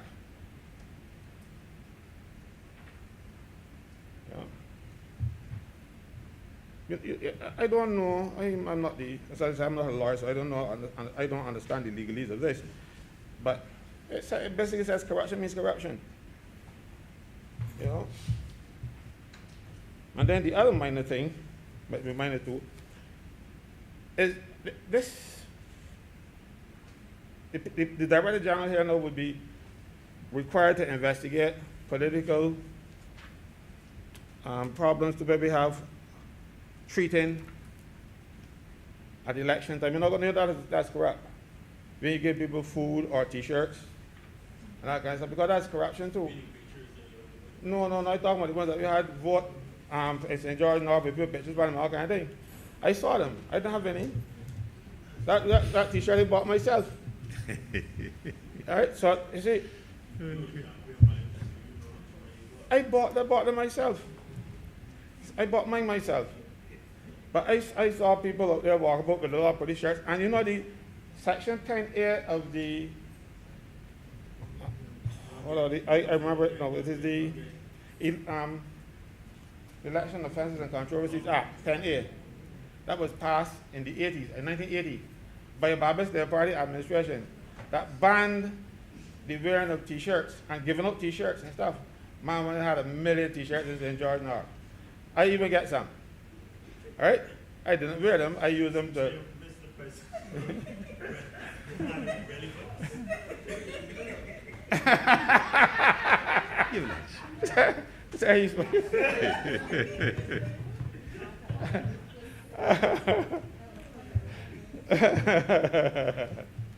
So, you see why I like him? The relevance to this is that there's political corruption too. Some minor, some major. And if we, in this House, in this Senate, and start dealing with corruption, we got to deal with our one. You know? And if there's a piece of legislation that says you can't do certain things to get elected, but you do them regardless. And I can assure you, you can run an election with $10 per elector. We did it in St. Thomas when I was campaign manager, and we won. And I am talking about the Sir David, not the other people. So I can assure you that you can run the campaign and follow the rules and win. But not when you have these creative, what do you call them? When you report to the chief electoral officer your expenses, that you declare your expenses. I have seen in the last administration, not this one, because I didn't check your paperwork this time, we had a situation where MPs did not have a telephone in their office, they didn't pay for any. They didn't have a poster or anything like that. So that too is a corrupt practice. That too is false. So are we now going to see investigations being done by this agency, or it's still going to be in the hands of a public officer who is acting and threatening to deal with politicians so they don't bring a case against a politician for overspending or treating? You can't give food, you can't give money, but you know these things happen. So are they going to be included in this legislation too, because, or under the duties of the Director General? Because it doesn't say in the definition which act. It is out for interpretation, or it's out for, under section 2, corruption means an offense under any enactment related to corruption. So are we going to be seeing now real investigations into what causes politicians to get here? We're not here in the other place, because we get here at the will of the political leaders, Prime Minister and the opposition, and in cases of the independent senators, the Governor General. But we know the kind of expenditure, because it is $10 per elector. And we know the cost of those fancy stages that you put up are far more than any $10 could pay for. Because if you have 6,000 people in your constituency, you only spend 60,000. And I know the cost of one of those stages was $74,000. Some time ago that I was involved in politics. No, I'm not. So are we going to be seeing that type of investigation? Or are we only going to be thinking about people who bribe civil servants or bribe politicians or bribe people? I want to know what's happening, because we cannot legislate and for others and not for ourselves. The rain must fall on the just and the unjust. Mm-hmm. So I hope when this legislation gets the nod, is proclaimed, that we see an independent Director General who asks for no favors and give none to his job or her job, as the case may be. As I said, sir, I have no difficulty in trying to stamp out corruption, because this place is getting like Sicily. There's corruption all over the place. Just to give an example, one day I am home and my stepdaughter comes to me and says, the garbage man is outside. He want to know if we had trimmed off some leaves and stuff. He want to know if we can get some money to carry on them bikes. So I said to him, you go quickly before you call the sanitation department for you.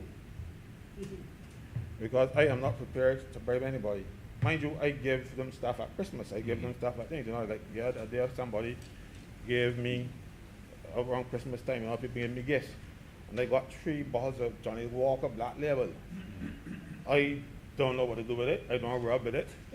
And so there were 3 people on the truck, and I gave each of them one. My father said, you get them Black Label, you could have given me them, and they would give you a whole case of Coxbury to get them fellas. I saw all this burn of mine. So it makes no difference to me. So I give them things.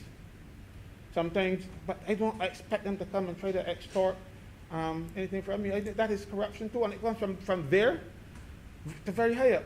I cannot say all the way up because I don't know all the way up, but I can tell you about the things that I see. And,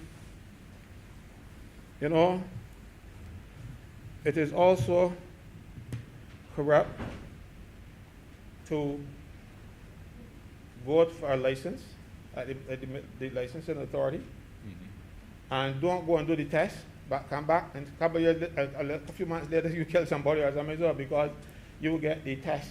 And I understand that there's a named person who you can go to and do your thing, and you don't have to go up on the road.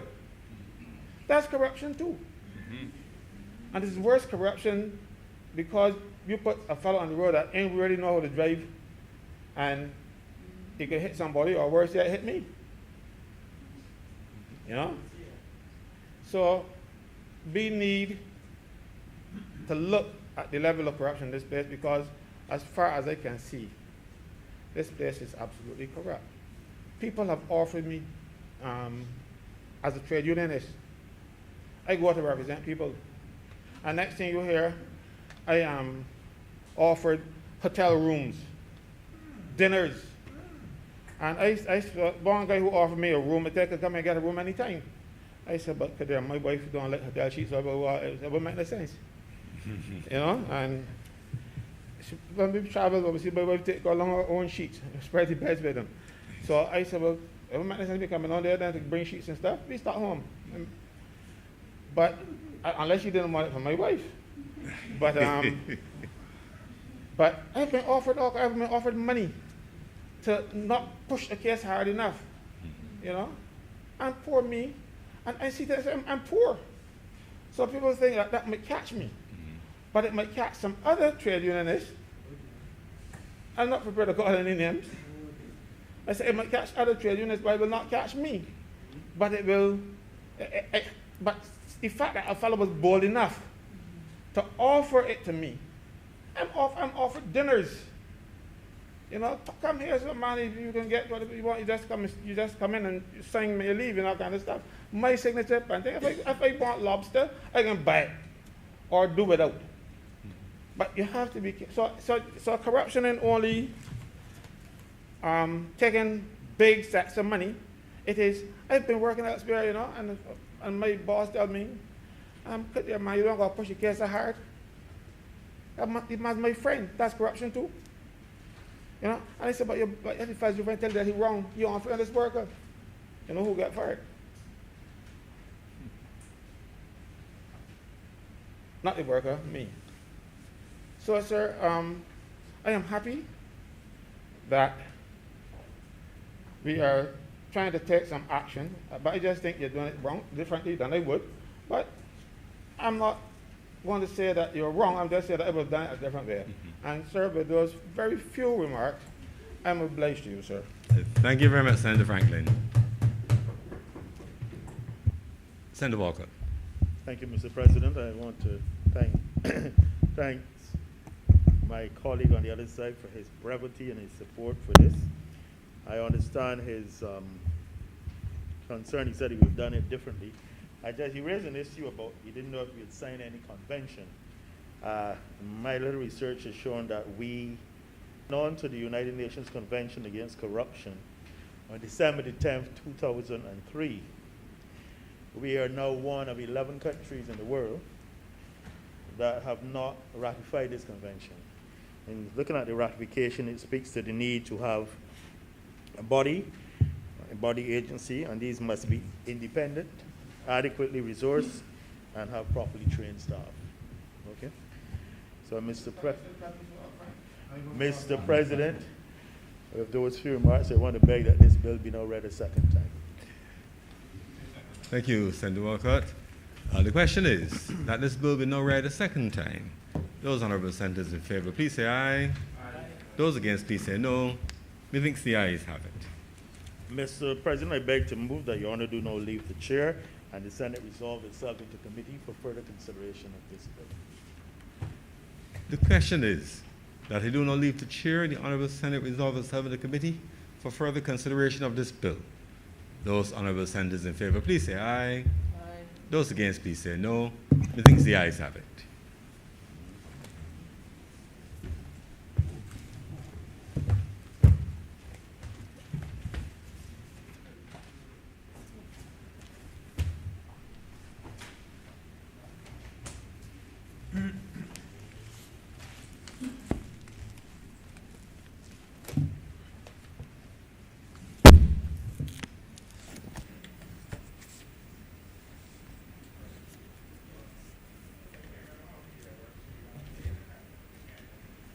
The Senate is now in committee. Clause 1. Chairman, I beg to move that clause 1 stand part. The question is that clause 1 stand part. Honourable senators in favour, please say aye. Those against, please say no. Methinks the ayes have it. Clause 2. Chairman, I beg to move that clause 2 stand part. The question is that clause 2 stand part. Honourable senators in favour, please say aye. Those against, please say no. Methinks the ayes have it. Clause 3. Chairman, I beg to move that clause 3 stand part. The question is that clause 3 stand part. Honourable senators in favour, please say aye. Those against, please say no. Methinks the ayes have it.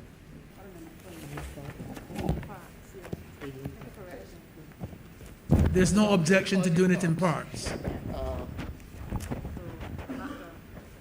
Part 2, clauses 4 to 33. Chairman, I beg to move that part 2 clauses 4 to 33 stand part. The question is that part 2, clauses 4 to 33, stand part. Honourable senators in favour, please say aye. Those against, please say no. Methinks the ayes have it. Part 3, clauses 14 to 23. Part 3. Sorry, something wrong, sir. Mr. It's clauses part 2. Part 2, clauses 4 to 13. 13. To 13. 13, sir. Let's do that again. Part 2. Clauses 4 to 13. The question is that part 2, clauses 4 to 13, stand part. Honourable senators in favour, please say aye. Those against, please say no. Methinks the ayes have it. Part 3, clauses 14 to 23.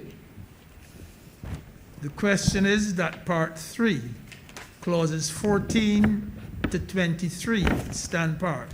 Honourable senators in favour. Mr. President, I beg to move that part 3 clauses 14 to 23 stand part. The question is that part 3, clauses 14 to 23, stand part. Honourable senators in favour, please say aye.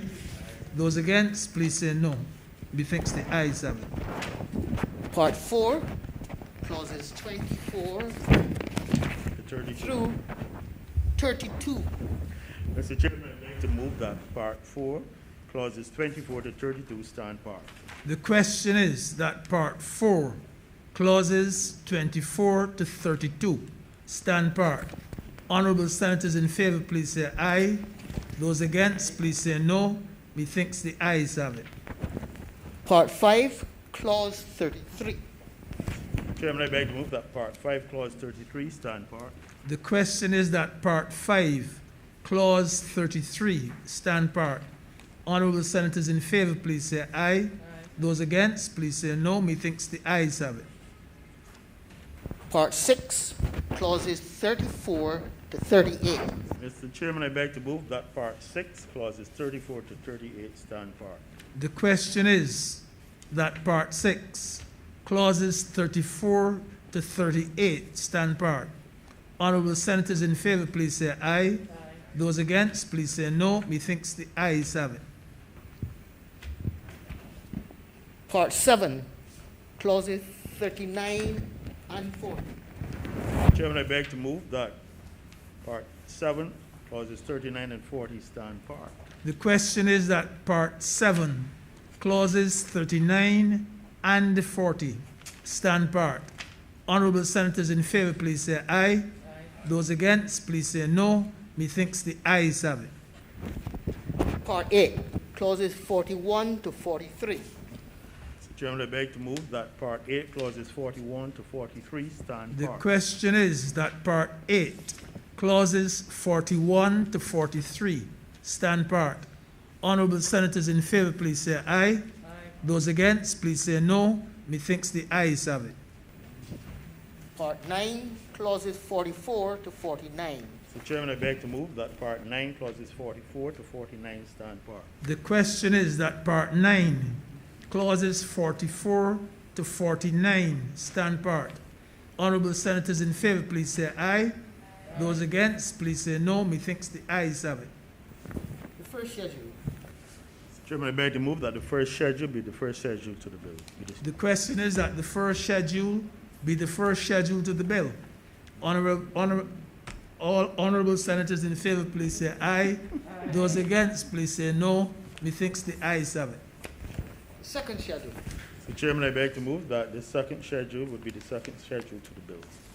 The question is that the second schedule be the second schedule to the bill. Honorable senators in favor, please say aye. Those against, please say no.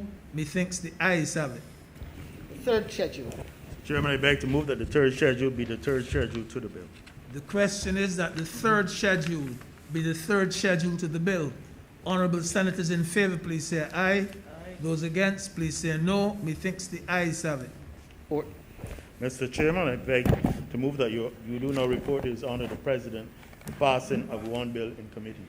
The question is that I do now report to His Honor the President the passing of one bill in committee. Honorable senators in favor, please say aye. Those against, please say no. Methinks the ayes have it.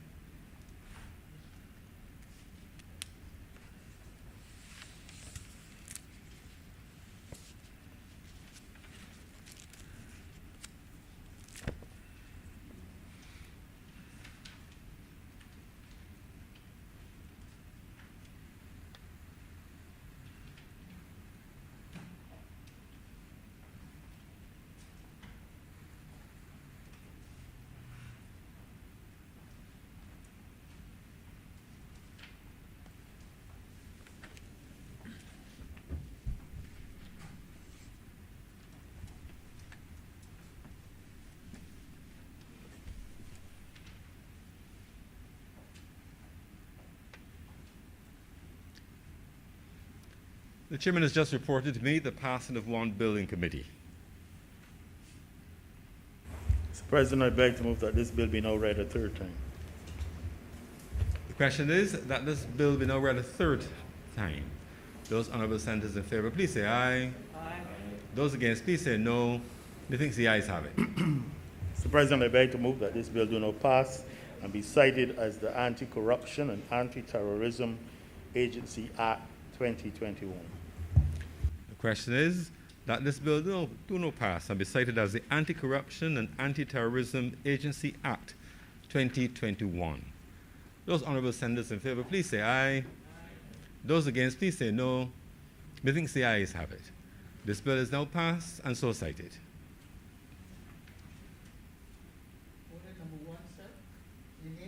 Leader of the Senate to move the second reading of the Pesticides Control Amendment Bill 2020.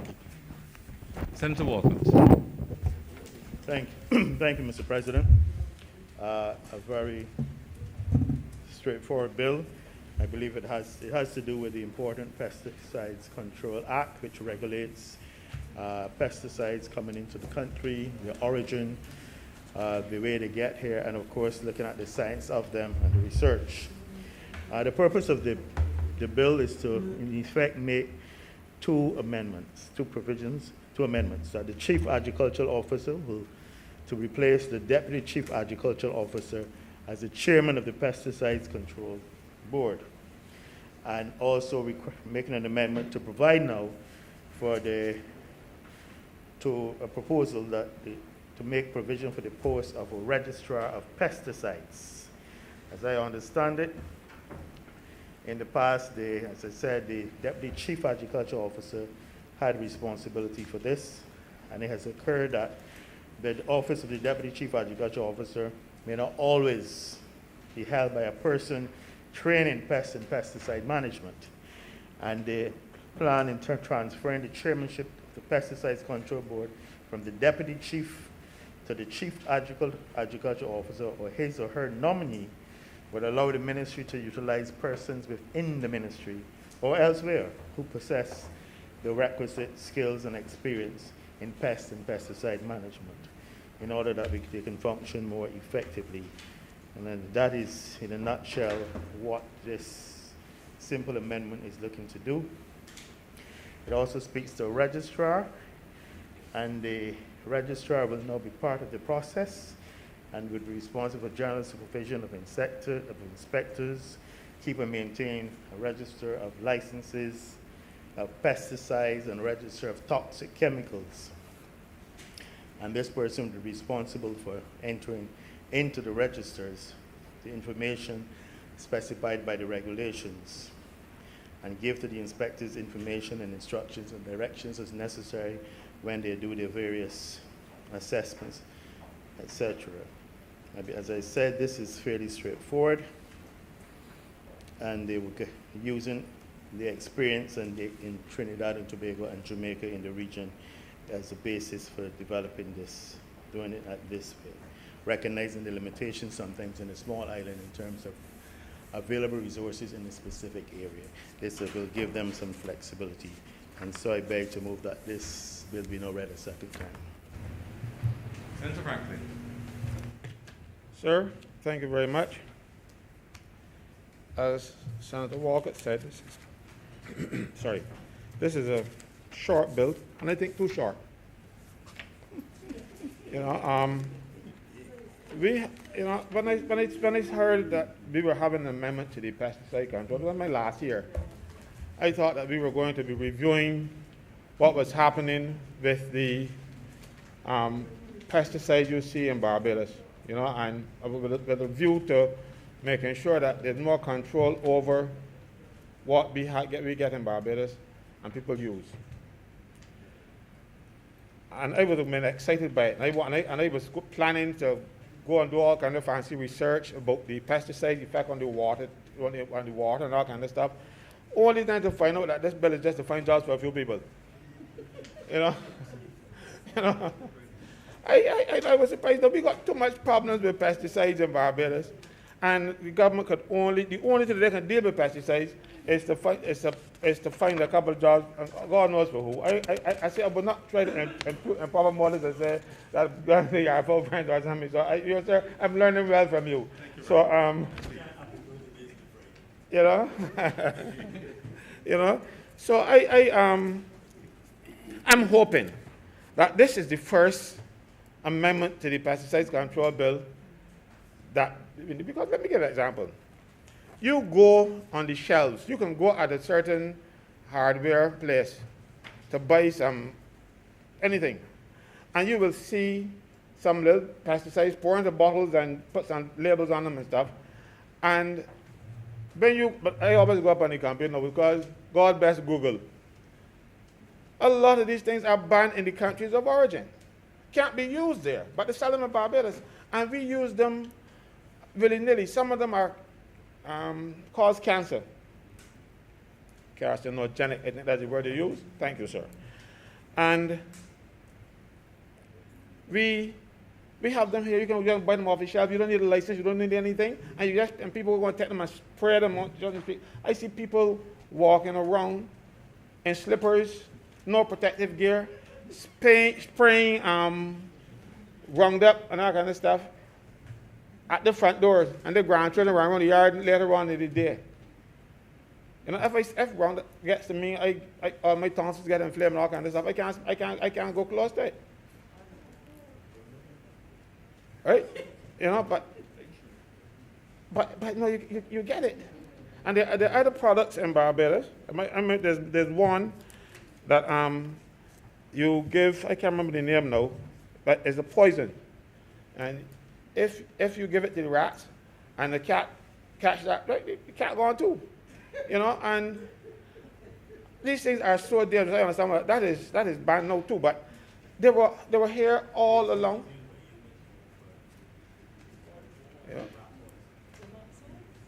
Not Gramoxone. There's I can't remember the name now, but it was one. Everybody wanted to get this poison because it was really good. You put it outside there, and all to kill the rat around the fowl pens. Man, every bird that passed on there used to be how holes at a bird shit around the place. It was very deadly. Pardon? So I want better control of these drugs. And I hope, well, since now we're having all these people that that actually will be people who have expertise in dealing with these matters, And pesticide control boards don't just sign off on pesticides that come into this country. We know the industrialized countries, they make a lot of stuff and they set for export only. I remember, like for instance, and I'm not going to call the country's name because I think we got nice, we don't want to send out a new ambassador up there. But they produce, what do you call it? The thing used to put on the roof. Asbestos. It is banned in that country, but they sell it to Indian man by the thousands of tons. You know, they produce it for themselves, but not for themselves. They produce it. They know it is bad. They say it is bad and it cannot be used in their countries, but they sell it here, and we accept it. These are the pesticides that go into the water, and next thing you know, we hearing a lot of cancer, and we do not know where it's coming from. Because yes, there's an acceptable level of some of these pesticides, but by the time you get to that acceptable level, you know, it may be acceptable by world standards or whatever else that you might have, but it is still causing harm. And we need to get a regime where you can't drink the water, because our water, for the most part, comes from the aquifer. So let's say you have people spraying fields with these chemicals. Innocuous, don't let nothing happening. But 10, 15 years down the road, you got all kinds of cancers and you don't know where you get it from because you don't smoke, you don't drink, you don't do all these kind of things. You run every evening. And then next thing you know, you live a good life, but you know the water poisoning you. Not that our water has reached that stage, but I don't want to get there. So I want to see more rigor in enforcing those bans and make sure that we have some bans, because any country that produces a pesticide and then say they can't use it, we shouldn't take it either. But they're retailed in small packages in stores, and these things are deadly. So, sir, you know, as I said, this bill. It's not harmful. You're setting up a regime of giving some people jobs now. That's all this is about, you know. But I want to see more. I wanted to come in here and talk about the effects of pesticides on the human body and the nitrates and the nitrates that go into the water. And I do all that kind of research, and then when I hear that they're going to have this pesticide, I hadn't seen it first. So I went and I rush and I learned up all this stuff, only to be disappointed to find out that you're only looking to get somebody jobs. Sir, I'm disappointed. But I hope that we will take my suggestion and and do a more in-depth analysis of the pesticides and the poisons generally that we bring into this country. So with this minor intervention, sir, I'm very grateful to you. Thank you very much. Senator Nurse. Senator Nurse.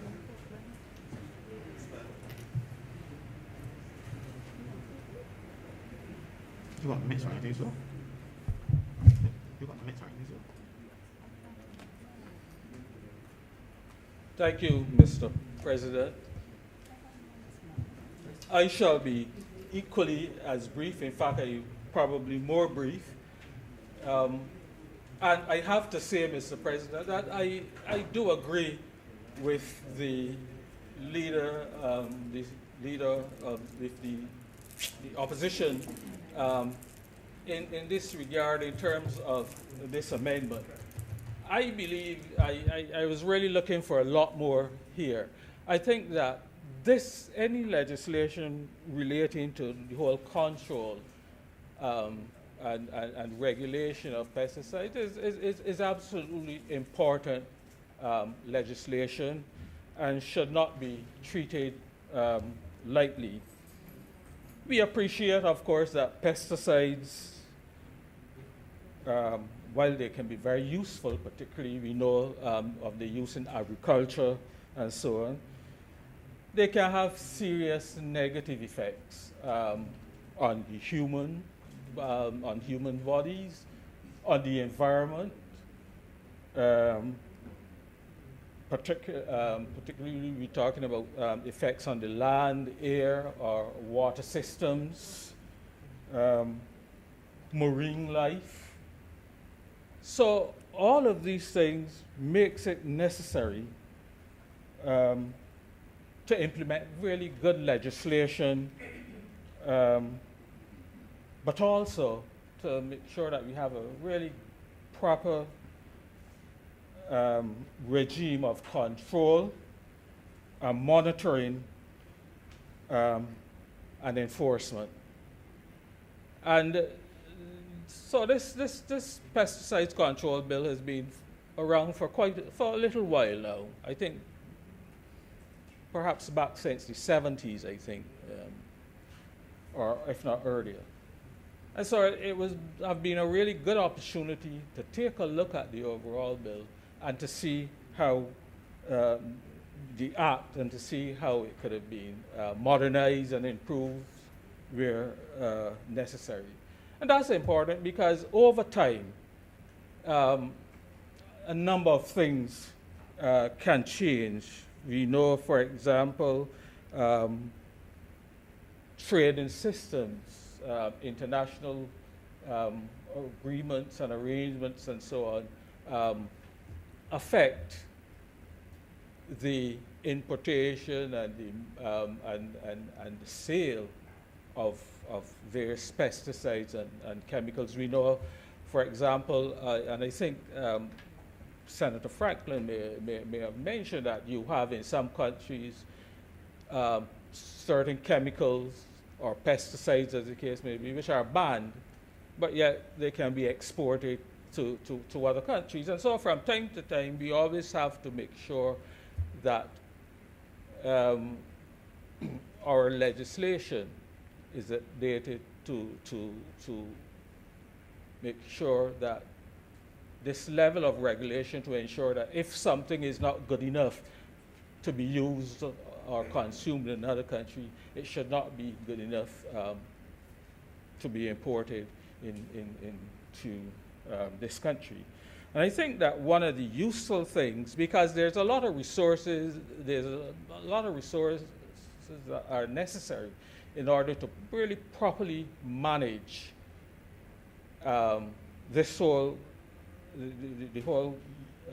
area of pesticides control. And I'm thinking that I don't know that Barbados on its own would have all the resources, but perhaps the time has come where there's some CARICOM agency that can work together to make sure that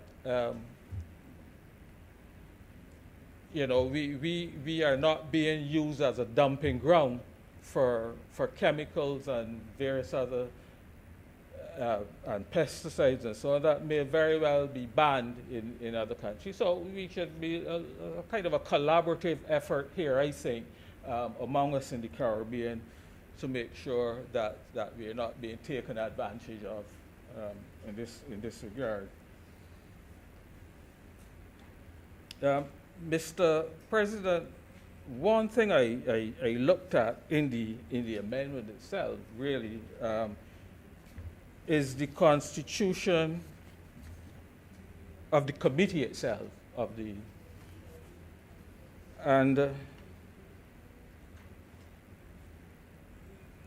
board, the control board, and it seems to me that the board itself seems to be lacking in certain in representation of certain key regulatory departments. I am thinking particularly of the EPD, the Environmental Protection Department.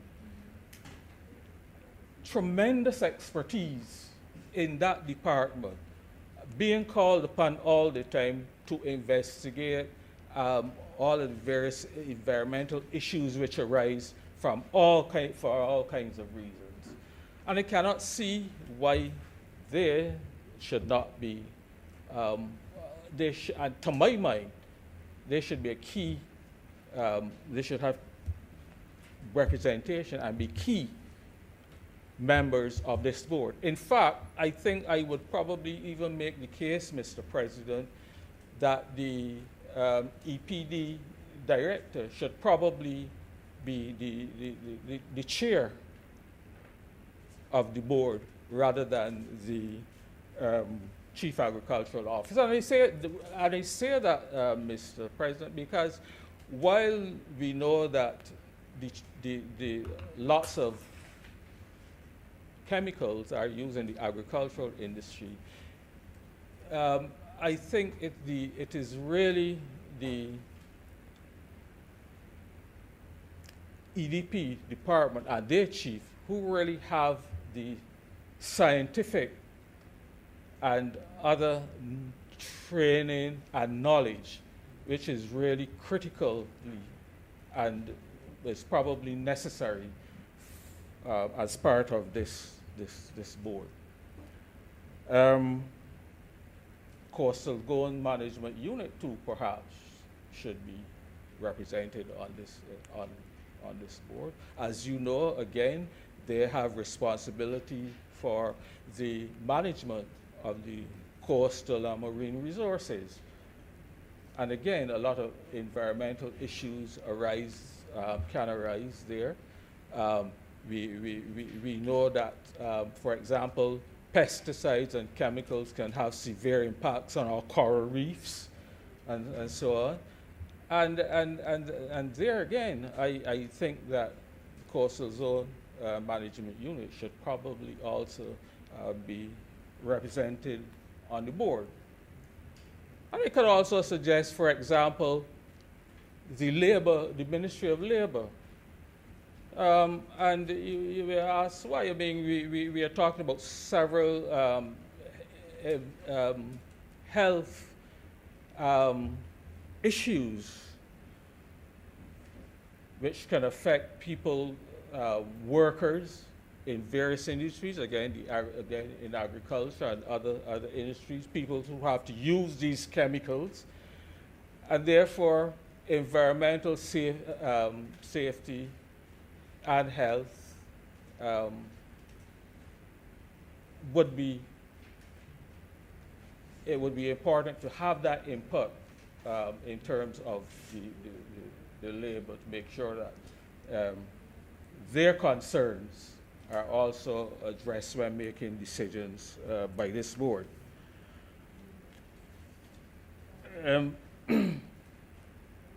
I too would like to know, what is the position. This is not now directly related to the pesticides control, but well, it is related in a way. I'm talking about the rezoning of the island into the various zones, because we know that obviously our groundwater supply can severely be affected by chemicals and the fertilizers and so on in agriculture, which seep into the earth and affect our groundwater supply. Now, I know the Prime Minister spoke to the fact that they were looking, that work is ongoing in terms of rearranging the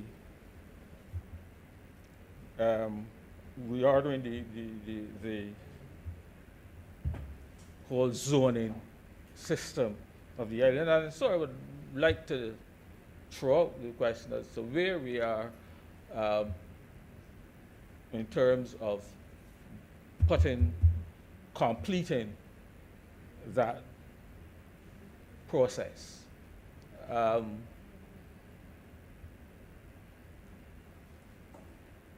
The present system, for example, the present system for zoning system only speaks to bacteria, for example, and viruses getting into the ground, affecting the groundwater supply. It doesn't speak to to chemicals seeping into the groundwater supply. So again, and that's why I'm raising that point. And so I think that, Mr. President, while I commend this first step in terms of amending the legislation, I think there's a lot more that has to be done, and a lot more upgrading, and I look forward to seeing the necessary legislation come on board. But I support this first step in this amending the legislation. I am obliged to you, Mr. President. Thank you very much, Senator Nurse. Senator Maynard. Thank you, Mr. President. I do not need to comment on brevity. Mr. President,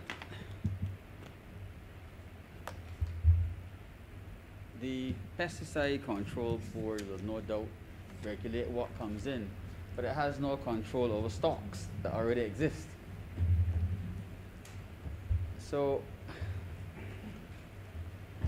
you may have stocks of chemicals that are declared, Mr. President, but there are lots of chemicals around that are undeclared. Sometimes they are abandoned. And those are the ones that probably pose the most danger. The greatest fear, Mr. President, about pesticides is that they will affect animals and humans.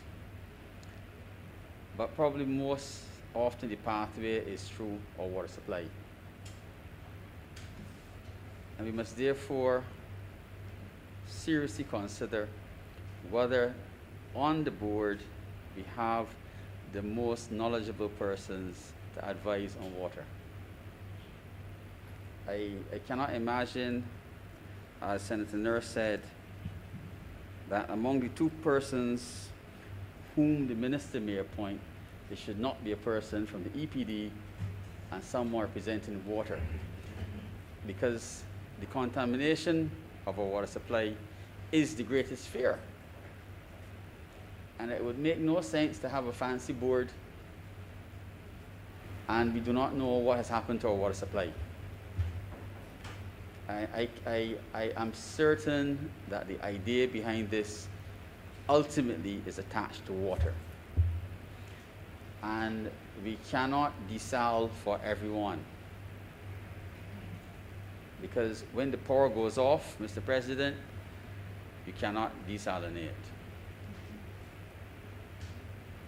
So we still have to protect our groundwater. Mr. President, I'm obliged to. Thank you very much, Senator Drakes.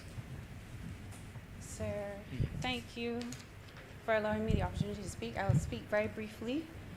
And it is to just say quickly that the public may not know this, but the Environmental Protection Department does do a lot of work as it relates to the regulation of pesticides, any chemicals that are being brought into the country. There is a registration that is done.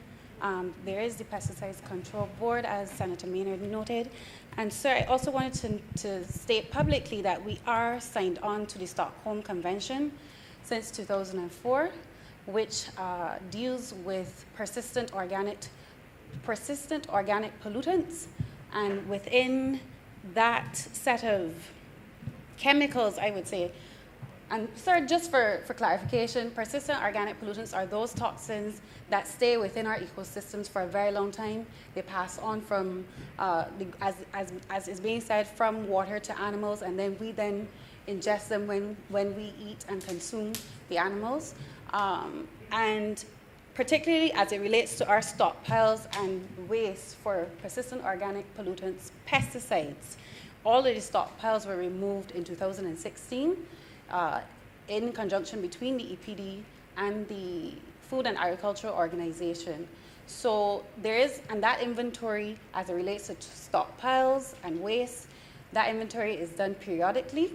And I know the registration list is also updated once the relevant scientific information is there to realize that there is a danger with a particular toxin, with a particular chemical, and then that goes through that process of being added to the inventory.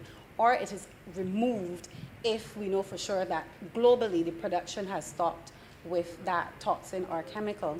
And I also want to support Senator Nurse's comments as it relates to being vigilant with how we utilize toxins and chemicals, particularly in our agricultural industry sector, because when it comes to the degradation of our coral reefs, agricultural runoff is a significant contributor to the degradation, as I said, of our coral reefs. And if we are talking about building out a blue economy, we cannot be on one hand on land engaging in activities that degrade the reef, harm the reef, and then in another aspect trying to build out an economy that is still relying on that said ecosystem. So there needs to be a balance that is had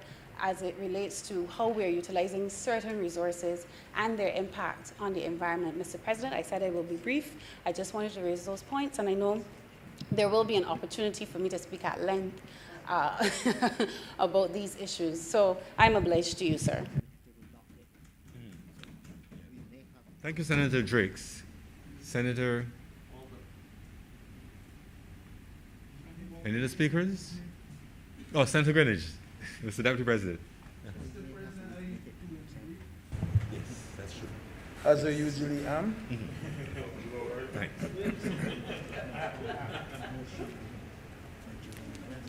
Mr. President, it is imperative that this particular statute cap, I think it's 395, that it be always up to date, that it be always smart, and that it be always what you call present day. These are very, very important statutes, sir, because it helps us to control the distribution, the classification, the sale, and the use of some very deadly, dangerous, and extremely harmful pesticides, which can damage our people's health. Indeed, can do permanent damage to people's health. Mr. President,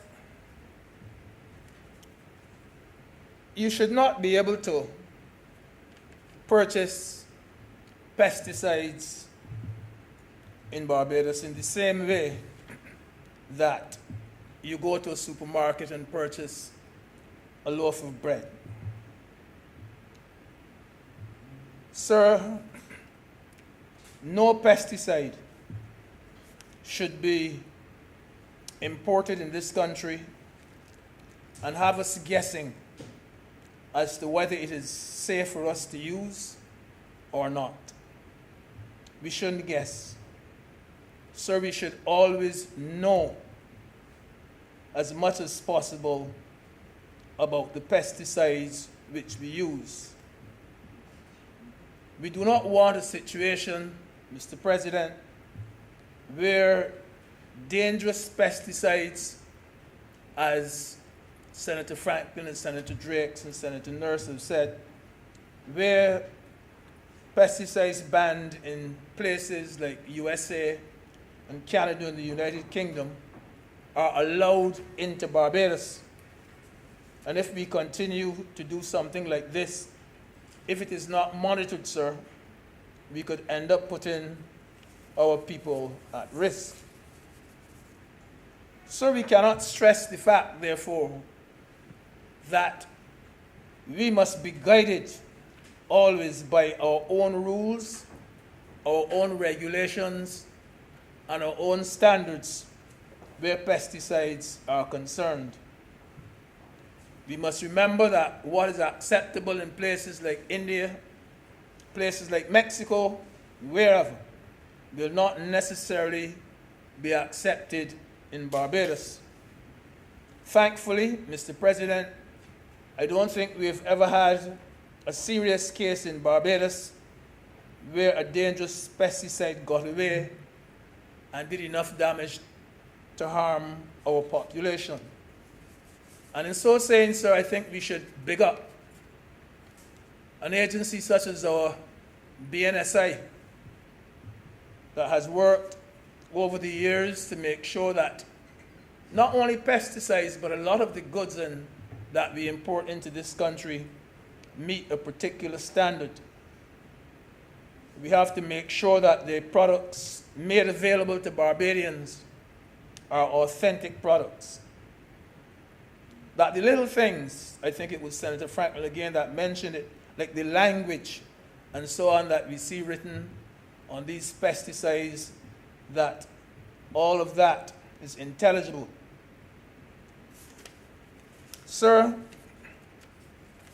this, as I said, this legislation must always be up to date, because there are things which we formerly used which today are now shown to be dangerous. Those of us who watch a lot of US television will recall seeing quite recently an ad saying, if you have used the product Roundup, you have been experiencing the following symptoms and so on, contact the law offices of such and such, because you may be entitled to financial compensation.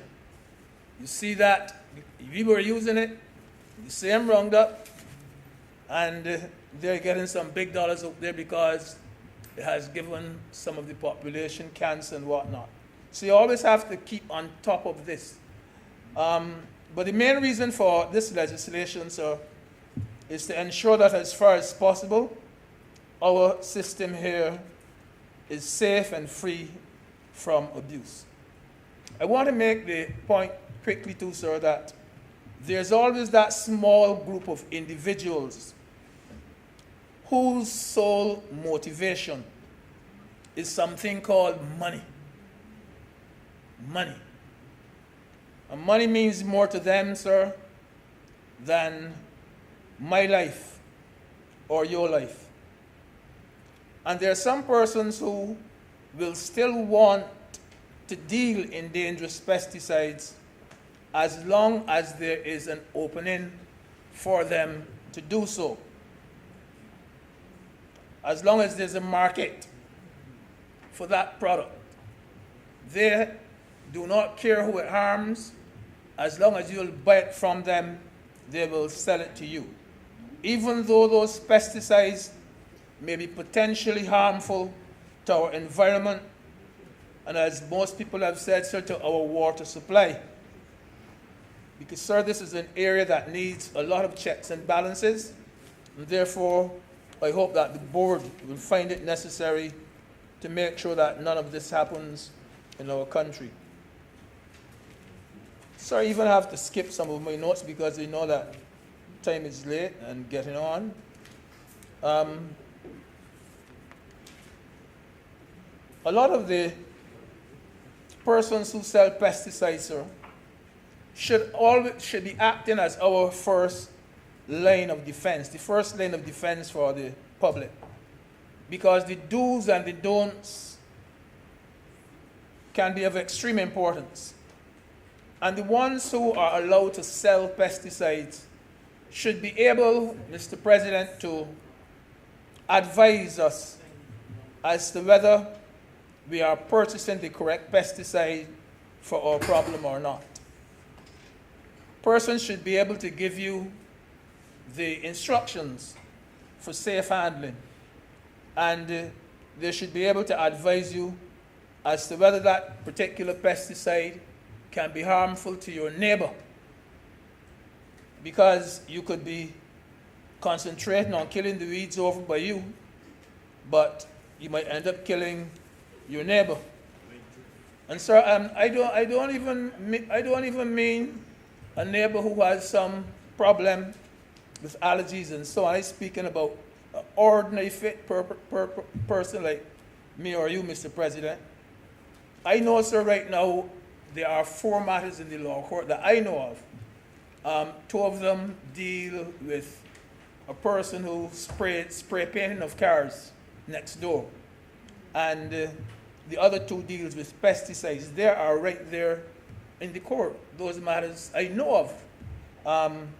Indiscriminate and insensitive use of pesticides in Barbados, I know it has destroyed good neighboring relationships. One lady I know, she remains adamant to this day that the pesticide sprayed from her next door neighbor is what caused her to end up in the psychiatric hospital. She's positive that there's nothing else wrong with her. The only thing was the neighbor.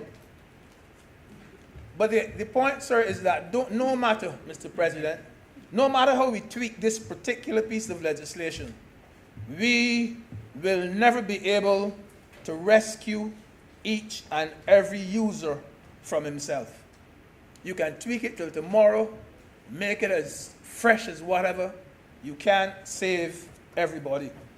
So these amendments, sir, will not be a game changer for those who use pesticides as though they don't care about their own safety. It will not be a game changer for them. Sir, there will be those who will read what they say on the tin or the bottle or whatever, and no matter how we attempt to regulate the pesticides and try as hard as we can, with the best will in the world, we can't stop them from doing what they do. You'll see that the thing may mark avoid contact with skin. It may mark that do not inhale. And there will be people who will read it, look at it and read it, and they will still be spraying in a short sleeve t-shirt. Mark do not. It mark to avoid contact with skin. But and they will still have on a short pants. They'll still have on a pair of slippers. And they'll be spraying, and it says don't inhale, but they won't have on a mask. So don't care what we do. You're going to find that particular person. They're very casual about it, and it is difficult to get them from break out of that habit that they have. It's a bad habit. And such mistakes can be extremely costly, can even be deadly, Mr. President. And some of these pesticides are so strong. I remember a good friend of mine, Mr. Senator Miller knows him perhaps better than I do. And he was working at one of these pest control places, the place that sell pesticides. And he showed us one day that if he sprayed a particular point at St. Catherine's pasture on the ground, on the playing field, that no grass would grow there for 3 years. And you could tell, Mr. President, at the end of 5 years, grass still had not grown on that particular place. It's a fact. True. At the end of 5 years, grass still had not grown there. Very, very powerful. I don't even know if it's growing today.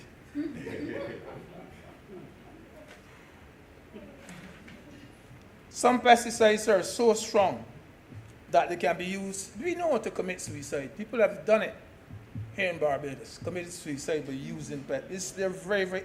And I know another person, he has used it to kill any stray animal that go into his kitchen garden. He deliberately puts the poison there with pesticides just to kill the animals.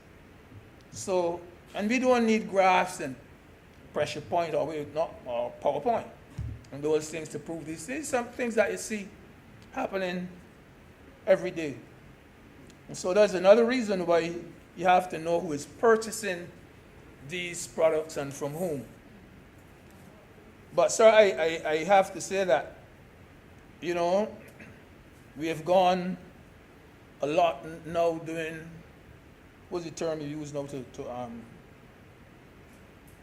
organic. A lot of people are moving to the organic thing. I don't think that the pesticides may be as widely used as before, and it might be a good thing. But sir, as I said, I don't want to be long. I think I've gone on a bit longer than I expected.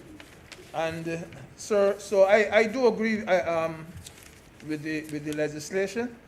I think it has to do with the health of Barbadians, and I commend this bit of legislation to the House. I'm grateful, sir. Thank you very much, Mr. President, Senator Greenwich. Senator Walker. Thank you, Thank you, Mr. President. I want to thank all the honourable members for their brief but important contributions. By way of information, as it relates to Roundup, I believe it was in March, in May last year, that the government, the Ministry of Agriculture, made a decision and a proposal to introduce stringent controls on Roundup, which is a glyphosate, and it was agreed that there would be strict controls in terms of the ability to purchase it in Barbados. Senator Drix is correct. We, what's the word I'm looking, in the Rotterdam Convention, we ratified it in September last year, I think it was, if I'm not don't want to be speaking out of turn or check. And that it certainly will help. It is recognized that there's a need to modernize the legislation, and they're working with the FAO currently to devise a new state of legislation in that regard. And as they recognize that there's need for modernization of the pesticide laws and indeed the whole area of regulation. So this is being looked at. As it relates to water, that is being tested, not necessarily by agriculture, but EPD and also Water Authority and Health.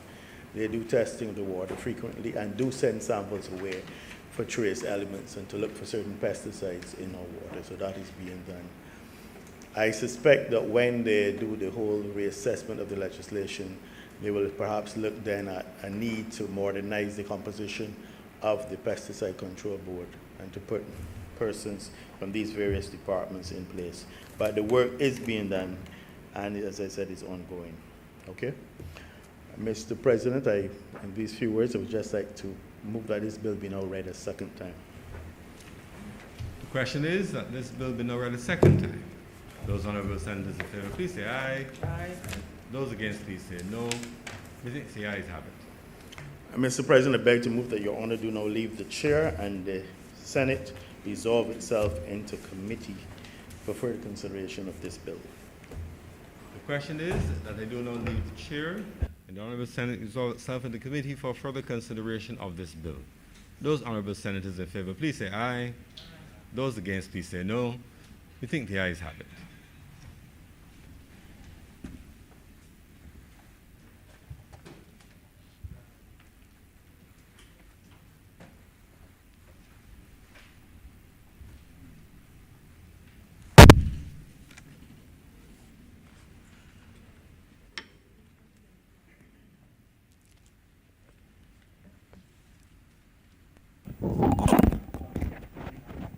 The Senate is now in committee. Clause 1 as amended.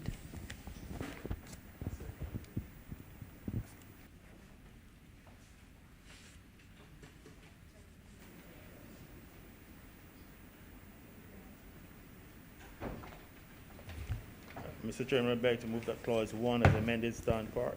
The question is that Clause 1 as amended stand part. It's just a change of date from 2020 to 2020. 2020.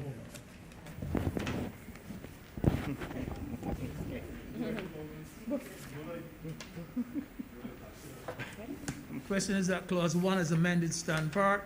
Honourable senators in favour, please say aye. Those against, please say no. Methinks the ayes have it. Clause 2.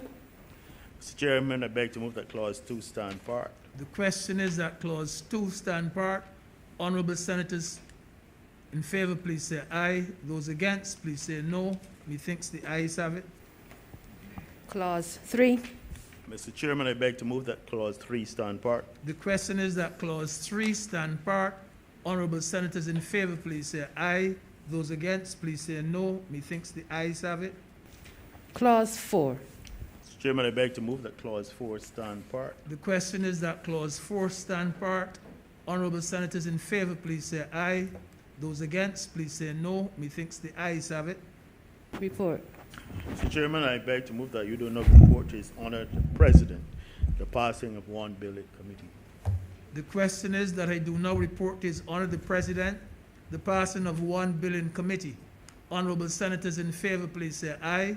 Those against, please say no. Methinks the ayes have it.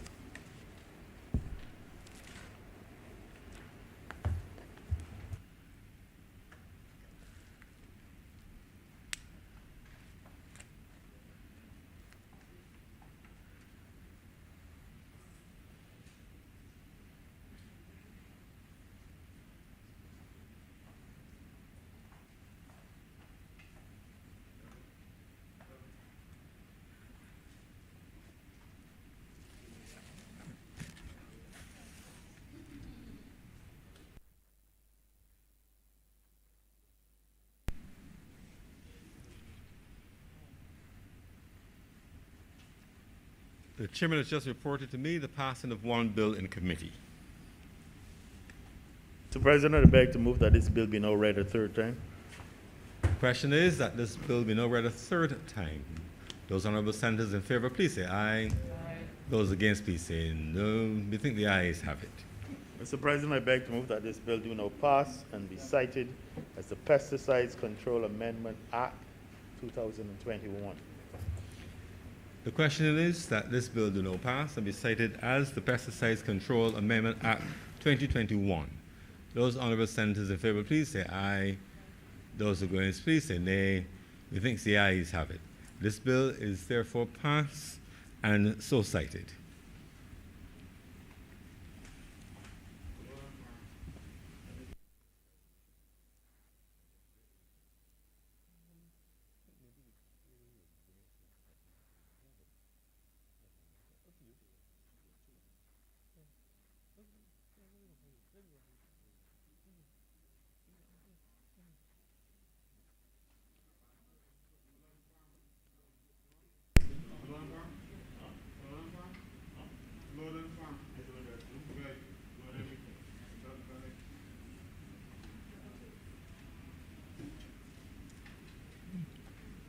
No, wait.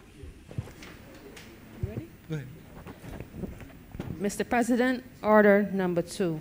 Order number 2.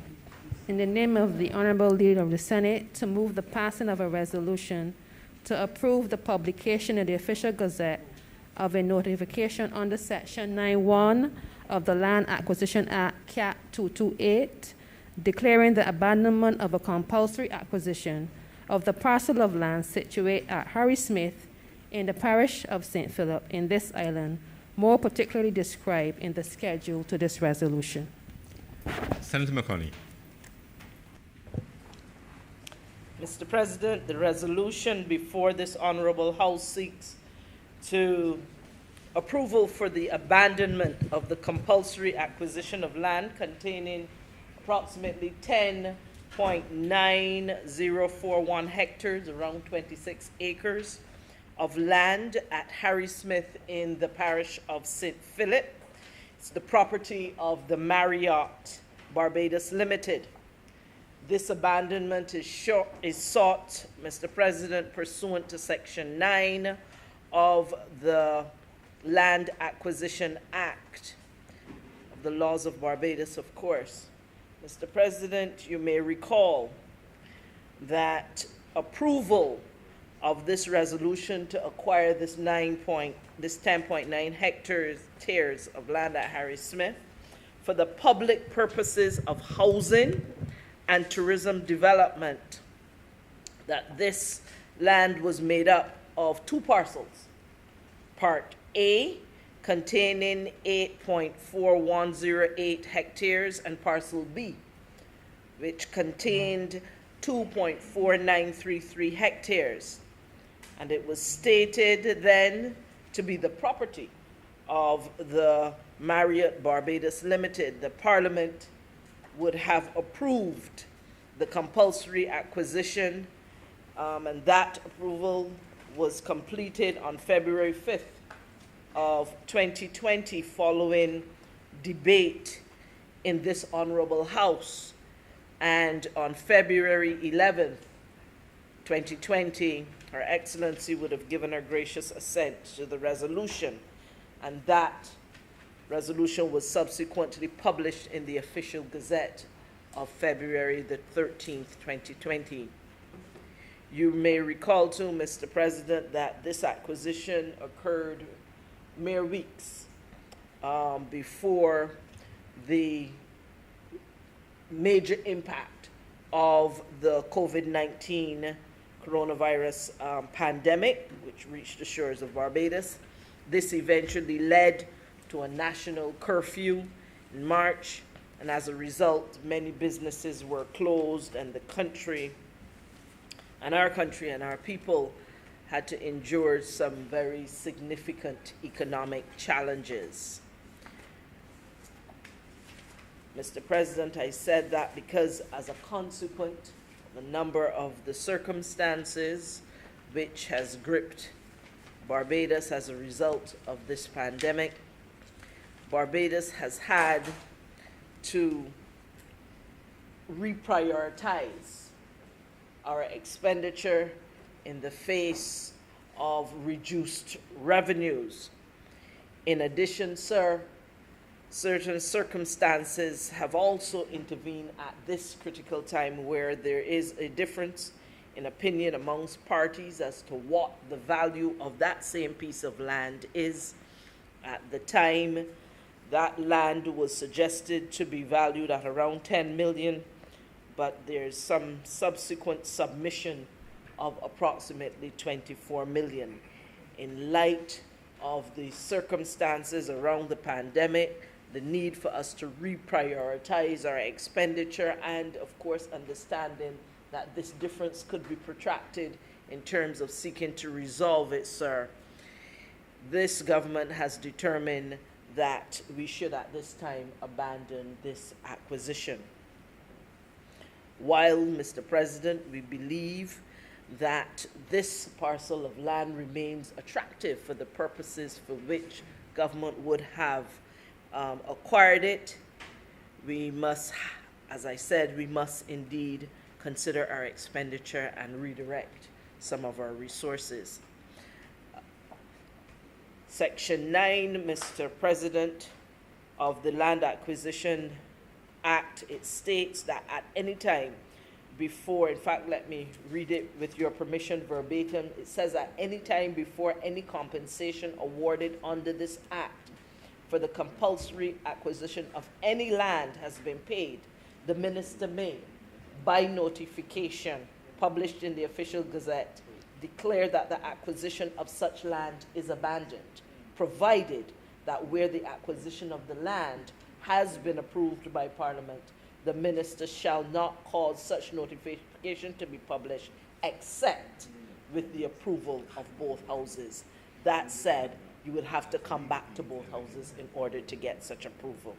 And so, sir, it is against that background of information that we come to this Honourable House seeking approval of this abandonment. And in accordance with such, I beg to move that this resolution do now pass. The question, Senator Franklin. Oh, sorry. The question is that this resolution do not pass. Those honourable senators in favour, please say aye. Those against, please say nay. I think the ayes have it. This resolution is therefore passed. Senator Walcott. Mr. President, I beg to move that this sitting be suspended for 20 minutes.